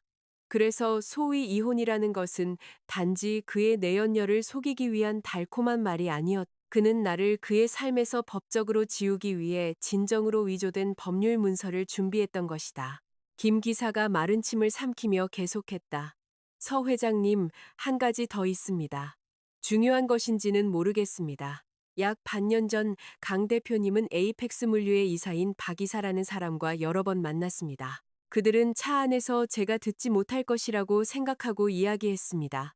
강 대표님은 그에게 만약 회사가 감사를 받게 되면 모든 책임을 구매팀과 회계팀에 떠넘겨야 한다고 말했습니다. 그는 또한 어머니 댁의 금고에 다른 장부 세트를 숨겨두었다고 언급했습니다. 내 고개가 번쩍 들렸다. 강 여사님 댁에 금고라고요? 네. 평창동 저택. 2층 서재, 커다란 가족 사진 뒤에 벽 공동에 숨겨져 있습니다. 한 번은 그가 여는 것을 봤습니다. 등골이 오싹했다. 내가 그 집을 샀다. 내가 비싼 리모델링 비용을 지불했다. 그러나 가족 사진 뒤에 숨겨져 있던 것은 그가 무고한 사람들을 모함하는 데 사용하려던 더러운 증거였다. 어떻게 그렇게 명확하게 아시죠? 김 기사가 고개를 숙이며 손을 비볐다. 왜냐하면 그날 강 대표님은 저에게 작은 금속 금고를 그곳으로 옮기게 했습니다. 그는 누가 물어보면 그냥 강 여사님의 오래된 은식기라고 말하라고 했습니다. 나는 목소리를 안정시키려 했으며 깊은 숨을 내쉬었다. 증언해 주실 수 있나요? 김 기사는 오랫동안 침묵했다. 나는 그를 재촉하지 않았다. 텅 빈 주차장에서 천장 파이프에서 콘크리트 바닥으로 떨어지는 물방울 소리가 크게 울려 퍼졌다. 마침내 그가 고개를 끄덕였다. 네. 하지만 제 가족을 보호해 주시겠다고 약속해 주셔야 합니다. 강 대표님은 한 번은 만약 내가 그를 배신하면 서울에서 살아남지 못할 것이라고 말했습니다. 나는 그의 눈을 똑바로 쳐다보았다. 저에게 진실을 주시면 제가 법으로 당신을 보호하겠습니다. 그는 마치 가슴에서 바위가 내려앉은 듯 깊은 숨을 내쉬었다. 나는 박 변호사에게 전화를 걸어 즉시 건물로 와달라고 요청했다. 하지만 내가 더 말하기도 전에 내 휴대폰이 켜졌다. 모르는 번호로부터 온 문자, 단지 사진 한 장이었다. 그것은 시어머니 집의 현관문이 활짝 열려 있는 것을 보여주었다. 검은 모자를 쓴 남자가 작은 금속 상자를 들고 나오고 있었다. 사진 아래에는 메시지가 있었다. 너무 늦었어. 증거는 이동 중이야. 나는 사진을 쳐다보았고 손이 얼음처럼 차가워졌다. 강지훈이 먼저 움직였. 만약 이 문자가 진짜라면 그나 그의 어머니는 밤새 증거를 옮기기 위해 누군가를 고용했다. 내가 몇 분이라도 늦었다면 마지막 종이 조각들은 영원히 사라질 수 있었다. 나는 즉시 김 기사에게 돌아섰다. 이 사진 속 남자 알아보시겠어요? 김 기사가 화면을 확대했고 그의 얼굴에서 핏기가 가셨다. 네, 제 생각에 저 사람은 에이펙스의 박이사 같습니다. 강 대표님을 몇 번 만나러 태워다 드렸습니다. 나는 박 변호사에게 전화를 걸었다. 박 변호사님, 바로 평창동 저택으로 가세요. 증인과 함께 지역 경찰의 지원을 요청하세요. 누군가 집에서 증거를 빼내고 있습니다. 박 변호사의 목소리가 긴장되었다. 서 회장님, 혼자 가지 마세요. 제가 가고 있습니다. 나는 전화를 끊고 내 보안팀에 따라오라고 신호를 보낸 후 지하 주차장을 질주해 나갔다. 늦은 서울이었지만 거리는 여전히 붐볐. 붉은 신호등, 사이렌, 네온 불빛이 끝없는 악몽처럼 내 눈을 스쳐 지나갔다. 나는 너무 빨리 운전해서 핸들을 잡은 손이 마비될 지경이었다. 내 머릿속에는 단 하나의 생각뿐이었다. 그가 자신의 흔적을 지우게 둘 수 없었다. 내 10년이 불충분한 증거로 끝나게 둘 수 없었다. 내가 저택에 도착했을 때 정문은 살짝 열려 있었다. 강지훈의 차가 진입로에 아무렇게나 주차되어 있었고 문 하나는 여전히 열려 있었다. 내가 차에서 내리자마자 안에서 강 여사의 목소리가 울려 퍼졌다. 뭘 꾸물거리고 서 있어? 지금 당장 가져가. 서유진이 찾게 두지 마. 나는 현관문을 밀치고 열었다. 강 여사는 현관 중앙에 서 있었고 머리는 헝클어졌으며 여전히 어젯밤에 그 주름진 실크 옷을 입고 있었다. 강지우는 계단 옆에 유령처럼 창백하게 서 있었다. 박 이사라는 남자는 막 2층에서 내려오면서 작은 금속 상자를 움켜쥐고 있었다. 그들 셋은 모두 나를 보고 얼어붙었다. 나는 한 걸음 한 걸음 안으로 들어갔다. 내 목소리는 너무 차가워서 나 자신에게도 낯설게 느껴졌다. 늦은 밤에 집이 참 활기차네요. 강 여사가 즉시 박 이사 앞에 나섰다. 네가 여기 왜 왔어? 여긴 내 집이야. 나는 그녀를 쳐다보았다. 내일이면 아닐 수도 있죠. 강지훈이 계단을 급히 내려와 내 팔을 잡아 밖으로 끌어내려 했다. 유진아, 내 말 들어. 네가 생각하는 그런 게 아니야. 박 이사는 그냥 오래된 업무 기록을 가지러 온 거야. 나는 내 팔을 뿌리쳤다. 벽 금고에 숨겨둬야 할 오래된 업무 기록이라고? 내가 얼마나 바보 같다고 생각하는 거야? 그의 얼굴이 굳어졌다. 박 이사는 뒷문 쪽으로 물러섰지만 내 경호원이 그의 길을 막았다. 그는 금속 상자를 단단히 쥐었고 땀이 관자놀이로 흘러내렸. 나는 손을 내밀었다. 상자 줘요. 박 이사가 강지훈을 쳐다보았다. 강지훈이 이를 갈았다. 주지 마. 나는 휴대폰을 꺼내 녹음을 눌렀다. 좋아요. 그럼 오늘 밤의 모든 말과 행동은 바로 경찰에 보내질 겁니다. 박 이사님, 당신은 유진그룹의 15억 원 이상 횡령 혐의와 관련된 문서를 들고 있습니다. 만약 그걸 가지고 나가면 당신은 공범일 뿐만 아니라 증거인멸죄도 추가됩니다. 박 이사가 떨었다. 강 여사가 비명을 질렀다. 누굴 겁주려는 거야? 네가 돈 좀 있다고 아무나 모함할 수 있을 것 같아? 나는 눈도 깜빡이지 않고 그녀를 쳐다보았다. 10년 동안 제 돈을 쓰면서 질리지도 않으시더니 이제 와서 제가 모함한다고 하시네요. 그녀는 말을 잇지 못했다. 바로 그때 문으로 차들이 들어서는 소리가 울렸다. 박 변호사가 지역 경찰관 2명과 동네 보안 순찰대원과 함께 들어왔. 강지훈은 그들을 보고 잿빛으로 변했다. 유진아, 정말 이렇게까지 할 거야? 나는 그에게 돌아섰다. 양심 없는 사람들을 다룰 때는 법을 사용해야 한다고 가르쳐 준 건 당신이었어. 박 이사는 마침내 손을 놓았다. 금속 상자가 테이블 위에 놓였다. 박 변호사는 경찰의 감시 아래 현장 목록을 작성했다. 상자를 열었을 때 안에는 계약서 더미, 지불 장부, USB 드라이브, 그리고 유령 회사들을 위한 여러 개의 법인 인감이 들어있었다. 하지만 맨 아래 칸을 확인했을 때 내 심장이 내려앉았다. 그곳은 비어 있었다. 먼지 속에 중요한 무언가가 있었던 직사각형 윤곽만 남아 있었다. 내 뒤에 서 있던 김 기사가 창백해졌다.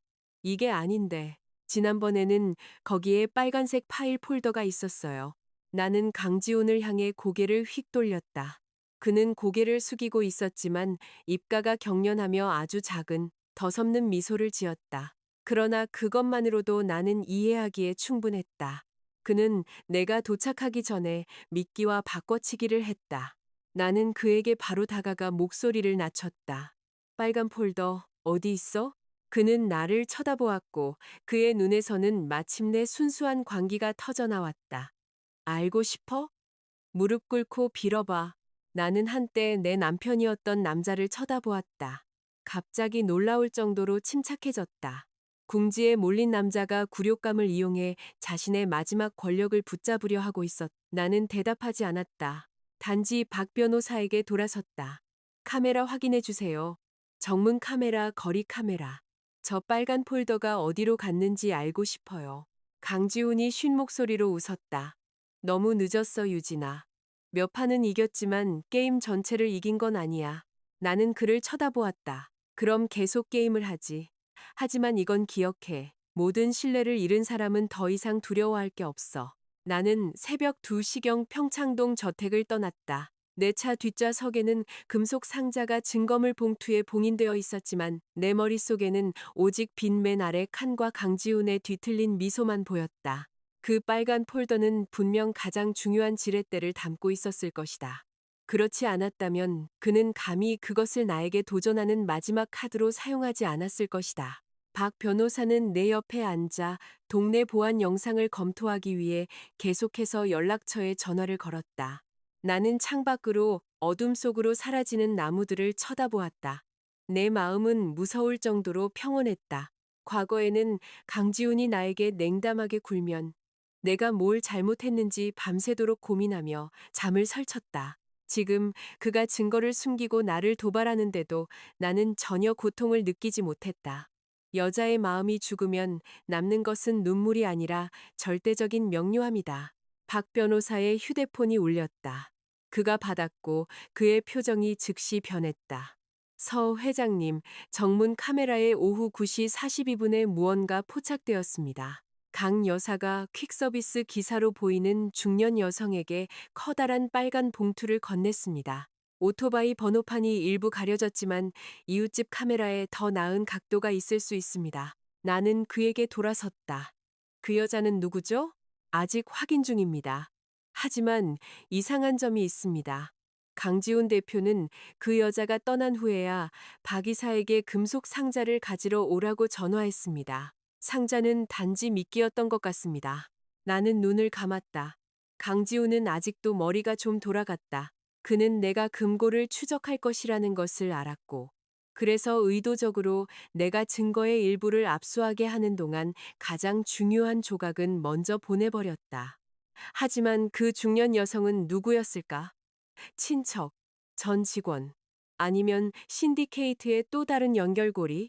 내가 묻기도 전에 내 휴대폰이 켜졌다. 이번에는 강 여사로부터 온 문자였다. 단 한 문장. 내 어머니의 명예를 지키고 싶으면 멈춰. 나는 그 단어들을 쳐다보았고 손이 얼어붙었다. 우리 어머니. 우리 어머니는 7년 전에 돌아가셨다. 그녀는 평생 작은 옷가게를 운영하며 한 푼 한 푼 긁어모아 나를 학교에 보내고 누구와도 다투지 않는 온화한 분이셨다. 왜 강 여사가 지금 우리 어머니를 들먹이는 걸까? 나는 즉시 그녀에게 다시 전화를 걸었다. 그녀는 몇 번의 벨소리 후에 받았고 목소리는 쉬었지만 아기에 가득 차 있었다. 드디어 겁먹었구나, 그렇지? 나는 휴대폰을 꽉 쥐었다. 무슨 짓을 하는 거예요? 강 여사가 비웃었다. 진실. 내 엄마가 그렇게 깨끗했다고 생각해? 네가 회사를 시작하기 위해 판 그 집 서류에 문제가 있었어. 그게 알려지면 네 엄마의 명성이 망가지는 것뿐만 아니라 유진그룹의 초기 자본금도 조사를 받게 될 거야. 내 피가 차갑게 식었다.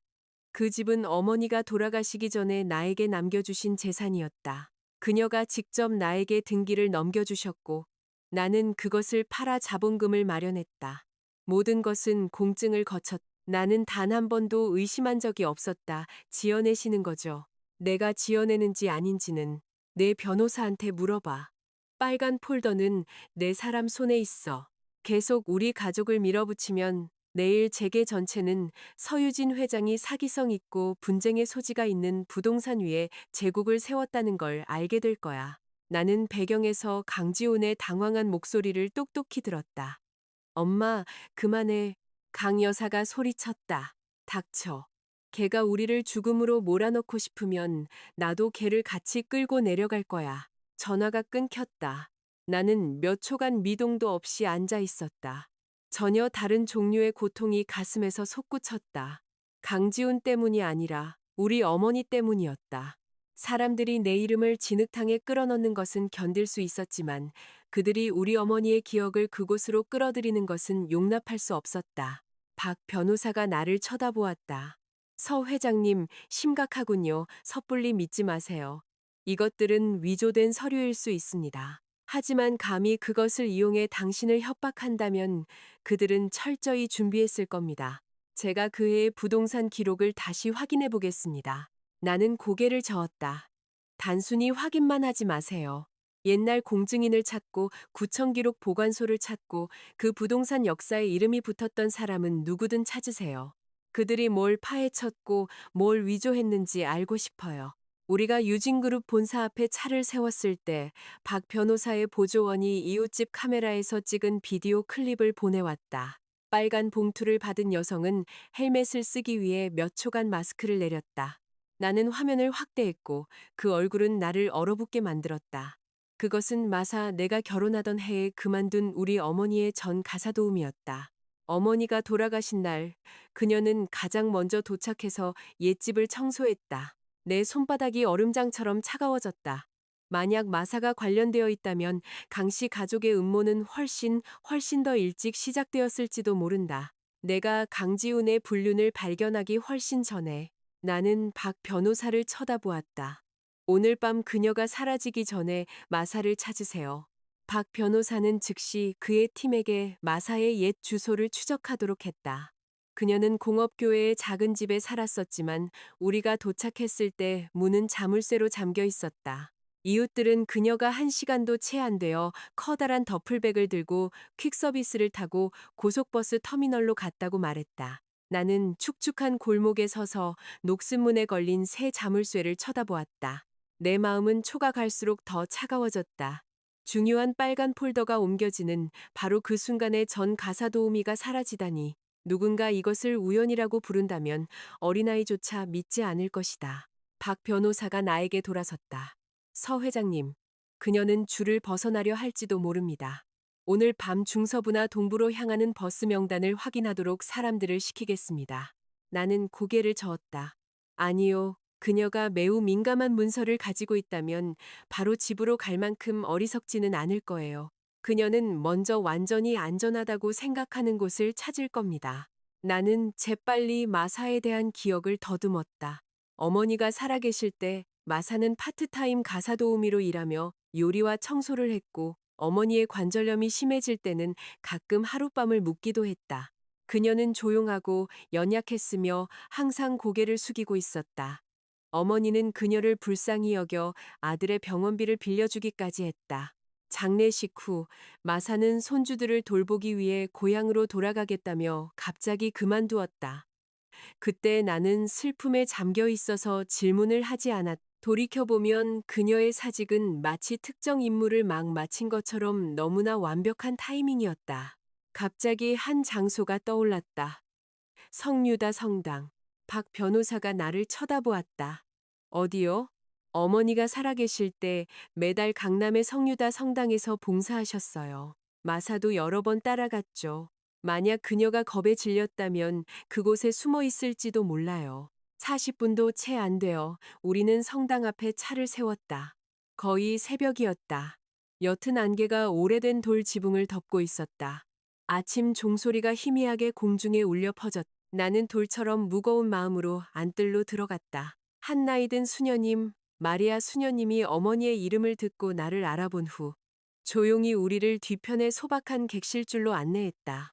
작은 방의 문이 살짝 열려 있었고 안에서는 흐느끼는 소리가 들려왔다.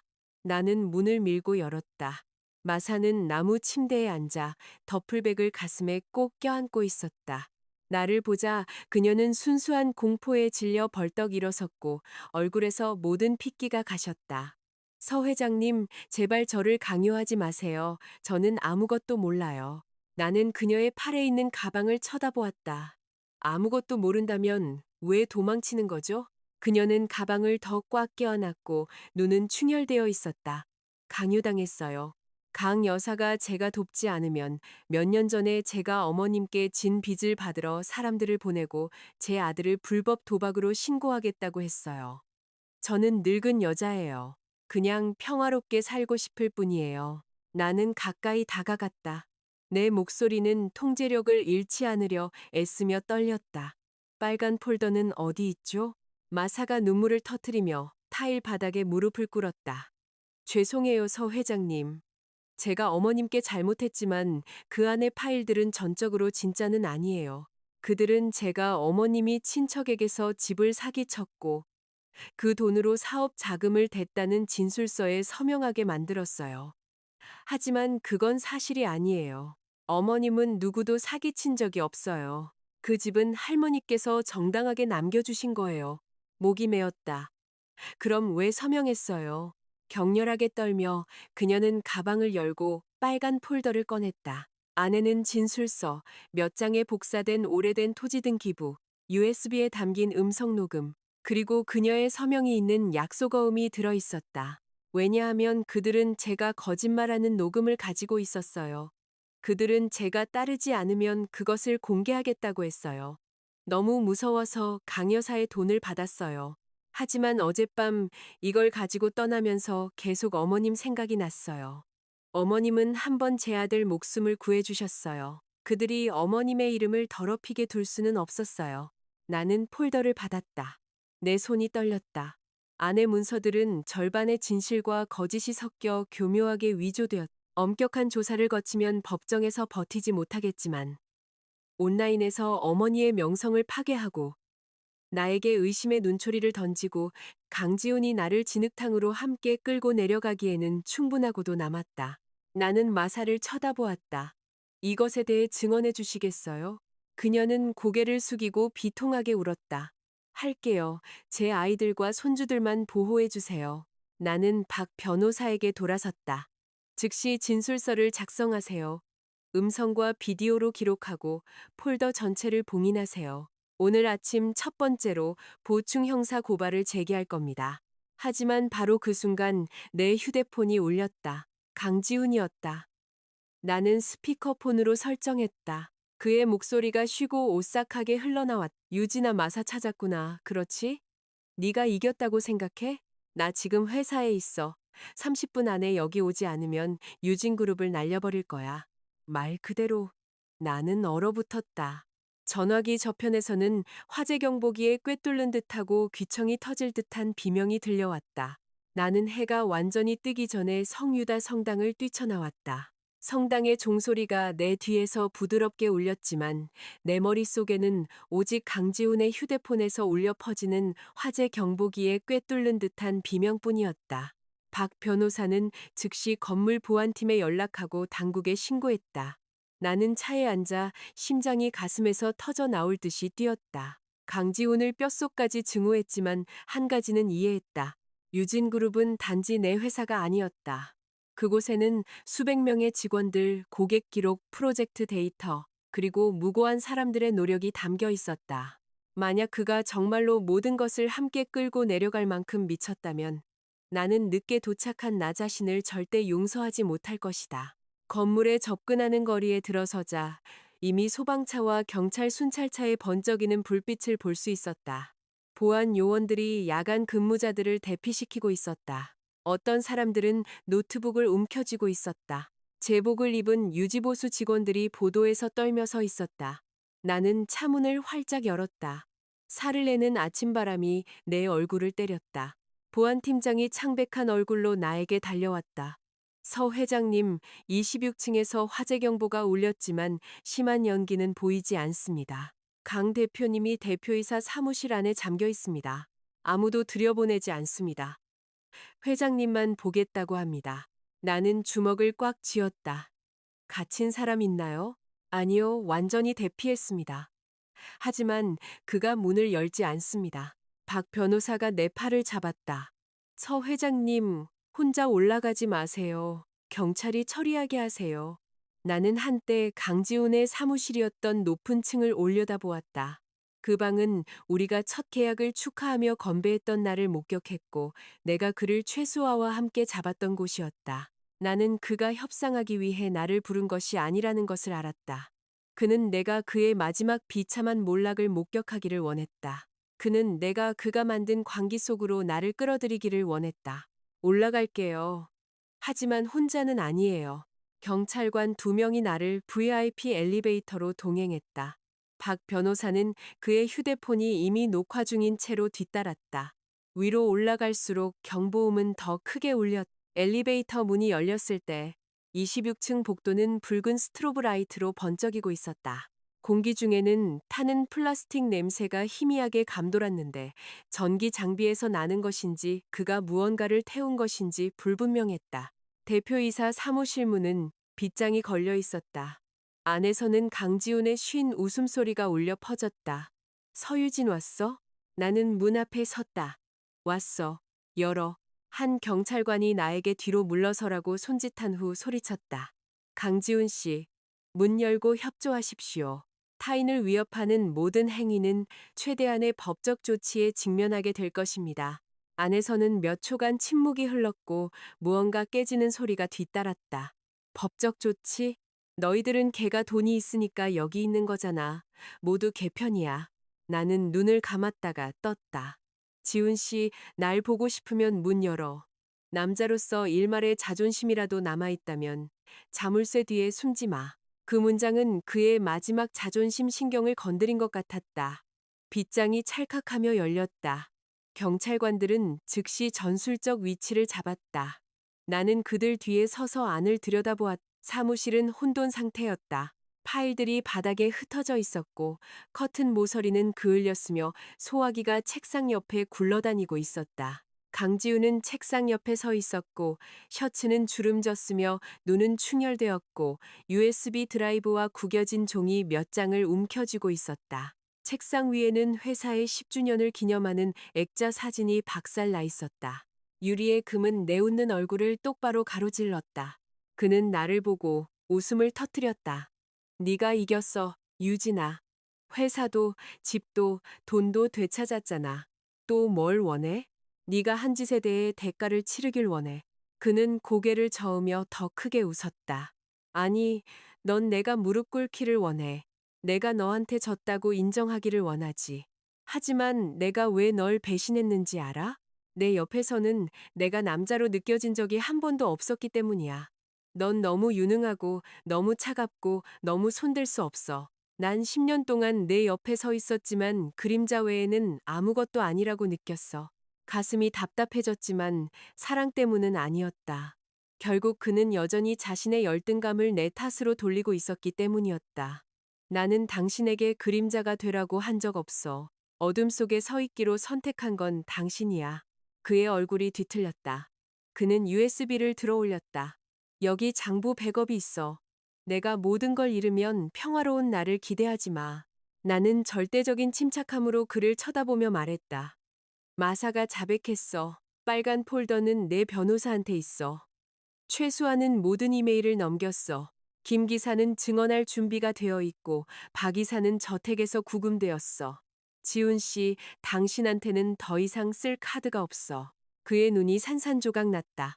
광적인 에너지가 그의 얼굴에서 빠져나가 비참하고 텅 빈 껍데기만 남겼다. 그는 한 걸음 뒤로 비틀거렸고 어깨가 축 늘어졌다. 불가능해.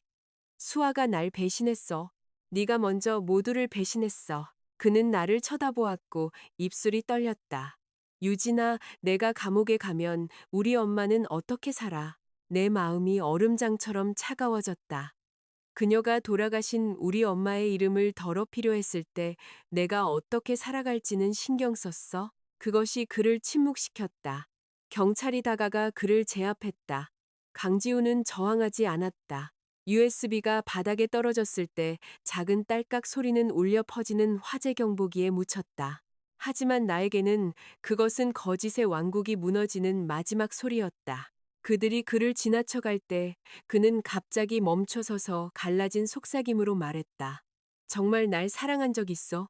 나는 내 지난 10년을 망친 남자를 쳐다보며 아주 부드럽게 대답했다. 그랬어. 진심으로 당신을 사랑했기 때문에 그 고통이 너무 깊어서 당신을 절대 용서할 수 없어. 그는 고개를 숙였고 엘리베이터로 호송되었다. 화재 경보기가 마침내 꺼졌다. 26층 전체가 무거운 침묵에 잠겼다. 나는 망가진 사무실로 걸어들어가 부서진 액자를 집어들었다. 사진 속에서 10년 전의 서유진은 그녀가 영원할 것이라고 믿었던 남편 옆에서 밝게 웃고 있었다. 나는 그것을 책상 위에 엎어놓고 나왔다. 유리창을 통해 새벽이 밝아왔다. 희미하지만 틀림없었다. 긴 밤이 끝났지만 강 씨 가족에 대한 진정한 재판은 이제 막 시작되고 있었다. 강지훈이 26층에서 호송되어 나간 지 3개월 후 형사 사건은 공식적으로 재판에 들어갔다. 부풀려진 계약들, 에이펙스 물류를 통해 세탁된 돈, 강 여사 가족 명의의 두 상가, 최수아의 호화로운 콘도, 그리고 우리 어머니를 비방하는 데 사용된 빨간 폴더, 모든 것이 증거로 제출되었다. 나는 그가 피고인석에 서 있는 것을 보면 마음이 가벼워질 것이라고 생각했지만 아니었다. 재판 첫날, 피해자 갤러리에 앉아 빛바랜 셔츠를 입고 머리는 짧게 깎았으며 얼굴은 수척한 강지훈을 보면서 나는 가슴속에 차갑고 텅 빈 공허함만 느꼈다. 저 남자는 한때 나의 모든 세상이었다. 이제 그는 단지 끔찍하게 비싼 교훈일 뿐이었다. 그는 뒤돌아 나를 쳐다보았고 그의 눈은 그날 사무실에서의 광기는 사라지고 피로와 절망만 남아 있었다. 유진아, 나는 평온하게 그를 쳐다보았다. 더 이상 그렇게 부르지 마. 그는 고개를 숙였다. 강 여사는 그 뒤줄에 앉아 목이 쉴 때까지 울었다. 그녀는 더 이상 진주 목걸이나 비싼 실크를 입지 않았다. 그녀는 더 이상 내 부림을 손가락질하던 시어머니의 오만함을 가지고 있지 않았다. 두 상가는 압수되었다. 평창동 저택은 자산대리 계약에 따라 회수되었다. 그녀의 예금 계좌는 자금 세탁 조사 대기로 동결되었다. 그녀는 생애 처음으로 영원히 자신의 것이라고 생각했던 것을 잃는다는 것이 무엇을 의미하는지 이해했다. 최수아는 증인으로 섰다. 그녀는 간단한 흰 셔츠를 입고 화장기 없는 얼굴에 눈은 부어 있었다. 그녀는 돈과 콘도를 받은 것, 그리고 강지훈이 자신을 버릴까 두려워 이메일과 음성 녹음을 보관한 것을 인정했다. 검사가 자금이 불법이라는 것을 알았는지 물었을 때 그녀는 오랫동안 침묵하다가 눈물을 터뜨렸다. 알았어요. 하지만 저는 욕심이 많았어요. 사랑받기만 하면 충분하다고 생각했고, 결국 모든 것이 제 것이 될 것이라고 생각했어요. 나는 분노 없이 들었다. 사람들은 보통 한순간의 약함 때문에 넘어지지 않는다. 그들은 벼랑에서 떨어질 때조차 눈을 감고 있기 때문에 넘어진다. 재판은 며칠간 계속되었다. 강지훈은 횡령, 위조, 증거인멸, 사기죄로 유죄 판결을 받았다. 에이펙스 물류의 박 이사도 체포되었다. 강 여사는 불법 자산을 수수하고 은닉한 종범으로 조사를 받았다. 그리고 나는 모든 것 이후에 가볍게 비가 내리는 오후에 이혼 서류에 서명했다. 종이는 너무 얇았지만 내 손이 떨리지 않고 마침내 서명하기까지 10년. 태어나지 않은 아이, 그리고 수많은 자책의 밤이 걸렸다. 박 변호사는 내 맞은편에 앉아 부드러운 목소리로 말했다. 서 회장님, 끝났습니다. 나는 창밖을 쳐다보았다. 비가 유리의 긴 줄무늬로 흐려지고 있었다. 네, 끝났어요. 하지만 솔직히 내 인생이 이혼 서류 한 장으로 끝나지 않는다는 것을 안다. 고통스러운 구조조정 끝에 유진그룹은 점차 안정되었다. 나는 재무부서를 개혁하고 새로운 리더십을 임명하고 공개 감사를 명령하고 회사의 투명성을 회복시켰다. 불안해하던 직원들은 눈에 새로운 신뢰를 담고 일터로 돌아오기 시작했다. 어느 날 아침 내가 로비로 걸어 들어갔을 때 접수원이 고개를 숙였다. 좋은 아침입니다, 서유진 회장님. 강지훈의 아내가 아니라, 강 여사가 아니라, 단지 서유진. 그리고 수년 만에 처음으로 내 자신의 이름을 듣는 것이 이상하게 만족스러웠다. 어머니의 기일에 나는 묘지의 흰 백합 꽃다발을 가져갔다. 나는 그녀의 무덤 앞에 무릎을 꿇고 차가운 묘비에 손을 얹었다. 엄마 미안해요. 그들이 엄마의 사랑을 나에 대한 무기로 사용하게 내버려뒀어요. 하지만 되찾았어요. 엄마의 명예, 엄마의 집, 내 모든 인생 전부 다 되찾았어요. 바람이 소나무 사이를 스쳐 지나갔고 마치 머리카락을 쓰다듬는 손길처럼 부드러웠다. 나는 울지 않았다. 어쩌면 내 눈물은 오래전에 말라버렸을지도 모른다. 남은 것은 아주 깊은 평화뿐이었다. 돌아오는 길에 나는 유진그룹 건물에 들렀다. 늦은 오후의 햇살이 회사 로고를 비추었고 마치 아문 상처처럼 빛났다. 나는 로비에 서서 천천히 깊은 숨을 내쉬었다. 10년 전 나는 사랑으로 이곳을 세웠다. 10년 후 나는 나 자신을 위해 이곳을 지켰다. 그날 저녁 나는 박 변호사로부터 문자를 받았다. 초기 판결이 나왔습니다. 강지훈 대표는 최고형을 선고받았습니다. 추가 손해배상을 위해 민사소송을 제기하시겠습니까? 나는 오랫동안 문자를 쳐다보다가 답장했다. 법대로만 하세요. 더 이상의 복수는 필요 없어요. 단지 정의가 필요할 뿐입니다. 휴대폰을 내려놓고 나는 발코니 문을 열었다. 밤의 서울은 여전히 시끄럽고 여전히 밝았으며 여전히 어느 한 사람의 고통에 무관심했다. 하지만 바로 그 무관심이 나에게 인생은 항상 앞으로 나아간다는 것을 상기시켜 주었다. 배신한 자들은 대가를 치를 것이고 상처받은 자들은 계속 살아가야 하는 법을 배워야 한다.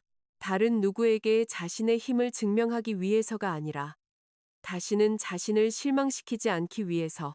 이것은 남편에게 배신당하고 시댁에 의해 경제적으로 착취당하며 내연녀에게 결혼 생활을 침범당한 한 여성의 이야기이다. 그러나 그녀는 냉철함을 유지하며 법, 증거, 그리고 자신의 자존심을 이용해 정의를 되찾았다. 이 이야기는 결혼과 가족, 강한 여성, 주연, 배신, 불륜, 자산 분쟁, 응징, 그리고 치유라는 강렬한 주제를 담고 있다. 서유진 회장의 여정을 통해 청취자들은 결혼에는 신뢰가 필요하지만 여성은 또한 자신을 보호하는 방법을 알아야 한다는 것을 명확하게 볼 수 있다.